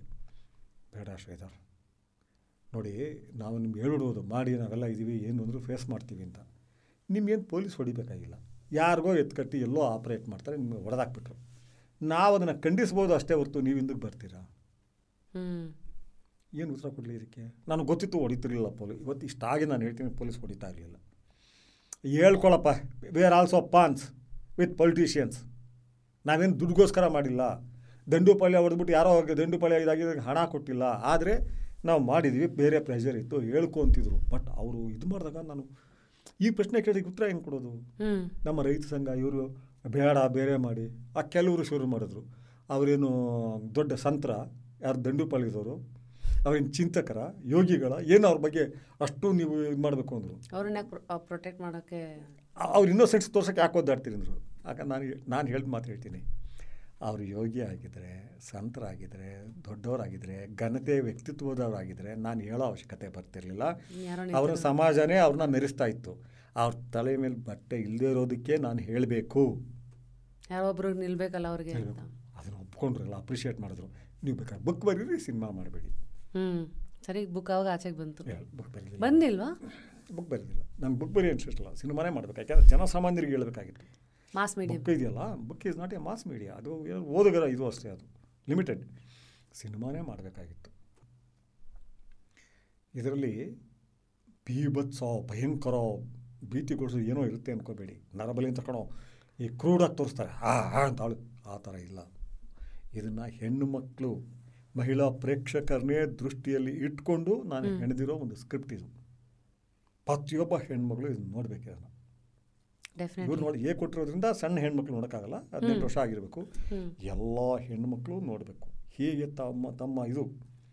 ತಮ್ಮ ಅಕ್ಕ ತಂಗಿಯರು ಇವ್ರನ್ನ ಯಾವುದಕ್ಕೆಲ್ಲ ಬಳಸ್ಕೊಳ್ತಿದ್ದಾರೆ ಅನ್ನೋ ಕಾರಣಕ್ಕೋಸ್ಕರ ಪ್ರತಿಯೊಂದು ಕುಟುಂಬನೂ ನೋಡಬೇಕು. ನಾನು ಹಿಂದೆ ಫಿಲ್ಮ್ಗಳಿಗೆ ಪ್ರತಿಯೊಂದು ಕುಟುಂಬ ನೀವು ನೋಡಿ ಅಂತ ಹೇಳ್ತಿಲ್ಲ, ಇದನ್ನು ನೋಡಬೇಕು. ಇದನ್ನು ಭಾಳ ಶ್ರಮ ವಹಿಸಿದ್ದೀನಿ ನಾನು ತುಂಬ ಶ್ರಮ ವಹಿಸಿ ಹೆಣ್ದಿರೋ ಕತೆ ಇದು. ಬಟ್ ಅದು ಕತೆ ಅಲ್ಲ, based on real life incidents. ಆಚೆಗೆ ಬಂದಮೇಲೆ ಏನಾಗುತ್ತೆ ಅನ್ನೋ ಏನಾದ್ರು ಒಂದು ಕ್ಲೂ ಇದೆಯಾ ಸರ್? ನಿಮ್ಮೊಂದು ಲೆಕ್ಕಾಚಾರದಲ್ಲಿ ಇರ್ತೀರಿ 100%. ನಾನು ಈಗಲೇ ಏನು ಹೇಳಲ್ಲ. ಸೊ ಹೀಗೆ ನಿಮ್ಮನ್ನು ಮಾತಿಗೆ ಹೇಳಿದ್ರೆ ನಾವೇನೋ ಲೆಕ್ಕಾಚಾರ ಹಾಕಿರ್ತೀವಿ ABC ಅಂತ. ಕೆಲವು ಸತಿ ಅದು ಝೆಡ್ಗೂ ಮೀರಿದ್ದು ಒಂದಷ್ಟೆಲ್ಲ ವಿಚಾರಗಳು ಸರ್ಪ್ರೈಸ್ ಆಗಿ ಬರುತ್ತೆ. It is very interesting conversation with you. So ಹೀಗೆ ಸ್ವಲ್ಪ ಸಿನಿಮಾ ಅಂತೆಲ್ಲ ಬಂದಾಗ ಗೊತ್ತಾಯಿತು ನಿಮ್ಮ ಚಾಯ್ಸಸ್ಸು ಅಂಡರ್ ವರ್ಲ್ಡ್ ರಿಲೇಟೆಡು ಅಥವಾ ಕೆಲವುದು ಕಥೆಗಳನ್ನು ಒಂದು ಇಂಪ್ಯಾಕ್ಟ್ ಯಾವ ಥರ ಇರಬೇಕು ಆ ಥರದ್ದೆಲ್ಲ ಆಯ್ಕೆ ಮಾಡ್ತೀರಾ, ಅರ್ಥ ಆಯಿತು. ಐ ಥಿಂಕ್ ತಮಸ್ಸು ಇಂದ ಹಿಡಿದು ಎಲ್ಲ ಥರ ಸಿನಿಮಾಗಳನ್ನು ನಿಮ್ಮ ಒಂದು ಏನಂತೀರ ಬಾಸ್ಕೆಟಲ್ಲಿ ಇಟ್ಕೊಂಡಿದ್ದೀರಿ. ಸರ್, ಈಗ moving on, there are some sides of yours probably which is less explored. ನಿಮ್ಮ ಬಗ್ಗೆ ರಿಸರ್ಚ್ ಮಾಡ್ತಾನೆ ನಂಗೆ ಗೊತ್ತಾಗಿದ್ದು ನಿಮ್ಮ ಫ್ಯಾಮಿಲಿ ಪರಿಚಯ, ಲೈಕ್ ರಮ್ಯಾ ಶ್ರೀಧರ್ ನಿಮ್ಮ ಮಗಳು, ಅಥವಾ there is I always feel ತುಂಬ ಒಂದು ಒಪಿನಿಯನೇಟೆಡ್ ಆಗಿರೋರಿಗೆ ಒಂದು ಡೆಡ್ ಆಪೋಸಿಟ್ ಒಂದು ಸೈಡ್ ಇರುತ್ತೆ, ಭಾಳ ಸೂಕ್ಷ್ಮ ಒಂದು ಸೈಡ್ ಅಂತ. ನಿಮ್ಮ ಹತ್ತಿರದ ಸ್ನೇಹಿತರಿಗೆ ಗೊತ್ತು ನೀವೇನಂತ. ಮನೆವರೆಗೂ ಬರೋಕ್ಕೆ ಪರ್ಮಿಷನ್ ಕೊಟ್ಟಿದ್ದೀರಾ. ಈ ಥರ ವಿಚಾರದಲ್ಲಿ ಒಂದು ಸ್ವಲ್ಪ ನಿಮ್ಮ ಹೃದಯದೊಳಗೆ ಇಳಿಯೋಕ್ಕೆ ಒಂಚೂರು ಪರ್ಮಿಷನ್ ಕೊಟ್ಟರೆ, ಅಗ್ನಿಯನ್ನು ಟೈಟಲನ್ನು ಸೈಡಿಗೆ ಇಟ್ಬೋಣ. ನಿಜವಾದ ಶ್ರೀಧರ್ ಅವರು ಇವತ್ತಿಗೆ ಸೆನ್ಸಿಟಿವ್ ವಿಚಾರಗಳಾಗಿರಲಿ, ಫ್ಯಾಮಿಲಿ ಅಂತೆಲ್ಲ ಬಂದಾಗ ಹೌ ಆರ್ ಯು? ಅದನ್ನು ಫ್ಯಾಮಿಲಿ ಕೇಳಬೇಕು. ಫ್ಯಾಮಿಲಿ ರೆಪ್ರೆಸೆಂಟ್ ಮಾಡ್ತಾ ನೀವು ನಿಮ್ಮ ಅವ್ರು ಏನು ಅಂದಿದ್ದಾರೆ ಅಂತ. ನಾನು ಫ್ಯಾಮಿಲಿ ಬಗ್ಗೆ ಮಾತನಾಡೋದಿಲ್ಲ, ಯಾಕೆಂದರೆ ಇಷ್ಟಪಡಲ್ಲ ಅವರು. Okay, no worries, will totally represent. ಬಹುಶಃ ನನ್ನ ಮಗಳು ಮಾತ್ರ ಸ್ವಲ್ಪ ಹೊರಗಡೆ ಬಂದಿರೋದು. ಅವಳ ಫೇಮಸ್ ಡೈಲಾಗ್ ಏನು ಅಂದರೆ, ನಾನು ಏನೋ ಸ್ವಲ್ಪ ಬ್ಯುಸಿ ಇದ್ದೀನಿ, ಸ್ವಲ್ಪ ಇರವ ಅಂದರೆ, I am your only official daughter. ನಿಮಗೆ ಲಕ್ಷಾಂತರ ಮಕ್ಕಳಿದ್ದಾವೆ ಅಂತ ನನಗೆ ಗೊತ್ತು, ಇಡೀ ಕನ್ನಡ ಎಲ್ಲ ಅಂತ ಗೊತ್ತು, ಬಟ್ ಅಫಿಷಿಯಲಿ ಆರ್ಗ್ಯಾನಿಕಲಿ ಒಬ್ಬಳೇ ಡಾಟರ್ ಅಲ್ವಾ, ಟೈಮ್ ಕೊಡಿ. And very good soul, very ಅಲ್ಲ ಎಲ್ಲರೂ. ಈಗ ನನಗೆ ಹೇಗೆ ಸ್ಪಿರಿಚುವಲ್ ಆಸಕ್ತಿ ಇದೆಯೋ ನನ್ನ ಕುಟುಂಬದಲ್ಲಿ ಎಲ್ರಿಗೂ ಇದೆ. ಸರ್, ಸ್ಪಿರಿಚುವಲಿ ಸ್ವಲ್ಪ ಇವಾಗ ಹೆಚ್ಚು ಆ ಕಡೆ ಹೋಗ್ತಾ ಇದ್ದೀರಾ ಅಂತ ಅನ್ಸತ್ತಾ? ಈಗ ಅಲ್ಲ, ಮೊದಲಿಂದಲೂ. ನಾನು 15-16ನೇ ವಯಸ್ಸಿಂದ ಇದು ನಾನು ಇವತ್ತು ಒಬ್ಬನೇ ಕೂತ್ಕೊಂಡು ಯೋಚನೆ ಮಾಡ್ತೀನಿ. ನಾನು ಹಿಂಗೆ ಏನು ಅಂದಾಗ ನಾನು 16ನೇ ವಯಸ್ಸಿನಲ್ಲಿದ್ದೆ ಏನಿದ್ನೋ ಇವತ್ತು ಅಷ್ಟೇ. ಅದರಿಂದ ಕಳ್ಚ್ಕೊಂಡೇ ಇಲ್ಲ ನಾನು. ನನ್ನ ಆಸಕ್ತಿ ಆಗಲಿ ಇದಾಗಲಿ ಆಸಕ್ತಿ ಆಗಲೇ ಭಾಳ ಇತ್ತು ನನಗೆ. ಸಾಹಿತ್ಯದಲ್ಲಿ ಆಸಕ್ತಿ, ಸಿನಿಮಾಗಳಲ್ಲಿ ಆಸಕ್ತಿ, ಕಲೆಯಲ್ಲಿ ಆಸಕ್ತಿ, ಮ್ಯೂಸಿಕ್ನಲ್ಲಿ ಆಸಕ್ತಿ, ಕವಿತೆಗಳಲ್ಲಿ ಆಸಕ್ತಿ ಇವತ್ತು ಇದೆ. ಇಂಕ ನನ್ನ ಬದುಕಿನ ಪೀರಿಯಡ್ನಲ್ಲಿ ಅತ್ಯಂತ ಇದು ಅಂತ ಹೇಳಿದ್ರೆ ಲಂಕೇಶ್ ಅವ್ರ ಜೊತೆ ಇದ್ದಿದ್ದು. ಆಗ ನಾನು ಅವ್ರನ್ನ ಫಸ್ಟ್ ಮೀಟ್ ಆದಾಗ ನಾನು ಇನ್ನೂ ಆಗ್ತಾನೆ 19 ಆಗಿದ್ದು, 20 ಕಾಲಿಟ್ಟಿದ್ದೆ. ಮತ್ತು ಹೆಚ್ಚು ಕಮ್ಮಿ 3-4 ವರ್ಷ ಅವರ ಫೇವ್ರಿಟ್ ಶಿಷ್ಯ. ಫೇವ್ರಿಟ್ ದಿನ 5:30ಗೆ ವಾಕಿಂಗ್ ಹೋಗ್ತಿದ್ವಿ. 5:30 ಹೋಗ್ಬಿಟ್ಟು 7 ಗಂಟೆಗೆ ಹಿಂದಕ್ಕೆ ಬರ್ತಿದ್ವಿ. ಎಲ್ಲಿ? ಬಸವನಗುಡಿ ಅಲ್ಲ, ಲಾಲ್ಬಾಗ್. ಬಸವನಗುಡಿಲಿ ಮನೆಯಿಂದ ಲಾಲ್ಬಾಗ್ಗೆ ಹೋಗಿ ಆ MTR ಎದುರಿಗೆ ಒಂದು ಸಣ್ಣ ಹೋಟ್ಲಿದೆ, ಲಕ್ಷ್ಮೀ ಪ್ರಸನ್ನನೋ ಏನೋ, ಅಲ್ಲಿ ಅವ್ರಿಗೆ ಚೌಚೌಬಾತ್ ಭಾಳ ಇಷ್ಟ. ನಾನು ಇವತ್ತು ಕೇಳ್ತಾರೆ ನಿಮ್ಮ ಉಪ್ಪಿಟ್ಟೆಲ್ಲ ಯಾಕೆ ಇಷ್ಟ ಅಂತ. ನಾನು ಏನು ಹೇಳಿ ಮೇಷ್ಟ್ರಿಂದ ಬಂದುಬಿಟ್ಟಿದ್ದು. ತುಂಬ ಇಷ್ಟ ಅವ್ರಿಗೆ ಚೌಚೌಬಾತ್. ಹೊತ್ತು ತಿಂಗಳು ತಿರ್ಗಿ ಹಿಂದಕ್ಕೆ ಬರ್ತಿದ್ವಿ. ಆ ಹೋಗಿ ಬರ್ತಿದ್ವಲ್ಲ ಆ ಜರ್ನಿ, ಅಲ್ಲಿ ನನ್ನ ಬೆಳೆಸಿದ್ರು ಅವರು. ಹೇಗೆ ಥಿಂಕ್ ಮಾಡಬೇಕು, ಹೇಗೆ ನಡ್ಕೋಬೇಕು ಅವ್ರು ಹೇಳ್ತಿದ್ರು. ನಾನು ಥಿಂಕ್ ಮಾಡೋಕ್ಕಿಂತ ನೀನು ಥಿಂಕ್ ಮಾಡಬೇಡ, ನಿನ್ನ ಕ್ಯಾರೆಕ್ಟರ್ ಬೇರೆ, ನಿನ್ನ ರೀತಿಲಿ ನೀನು ಈಗ ಹೋಗ್ತಾ ಹೋಗು, ನೀನು ಒರಿಜಿನಾಲಿಟಿ ಬೆಳೆಸ್ಕೊಳ್ತಾ ಹೋಗು. I am very very this one. ನಾನು ನನ್ನನ್ನು ಬೆಳೆಸಿರೋ ಇದರಲ್ಲಿ ವ್ಯಕ್ತಿಯಾಗಿ ಹೇಳೋದಾದರೆ ಇದೆ. ನಾನು ಹೆಚ್ಚು ಇದು ಮಾಡೋದು ನನ್ನ ಅವ್ವ, ನನ್ನ ತಾಯಿ. ಬಾಬಾ ನೀನು ಬುದ್ಧಿವಂತ ಆಗಬೇಕು ಅಂತ ಹೇಳಿ ಹೊಡೆಯೋದು ಬಡ್ದು ಎಲ್ಲ ಮಾಡಿ ಸಣ್ಣ ಪದ ಹೇಳೋಕ್ಕೆ ಬೋಳಿ ಮಗನೆ ಅಂದರೆ ಒಂದು ದಿನ ಪೂರ್ತಿ ಹೊಡೋದು ಅಲ್ಲವಾ.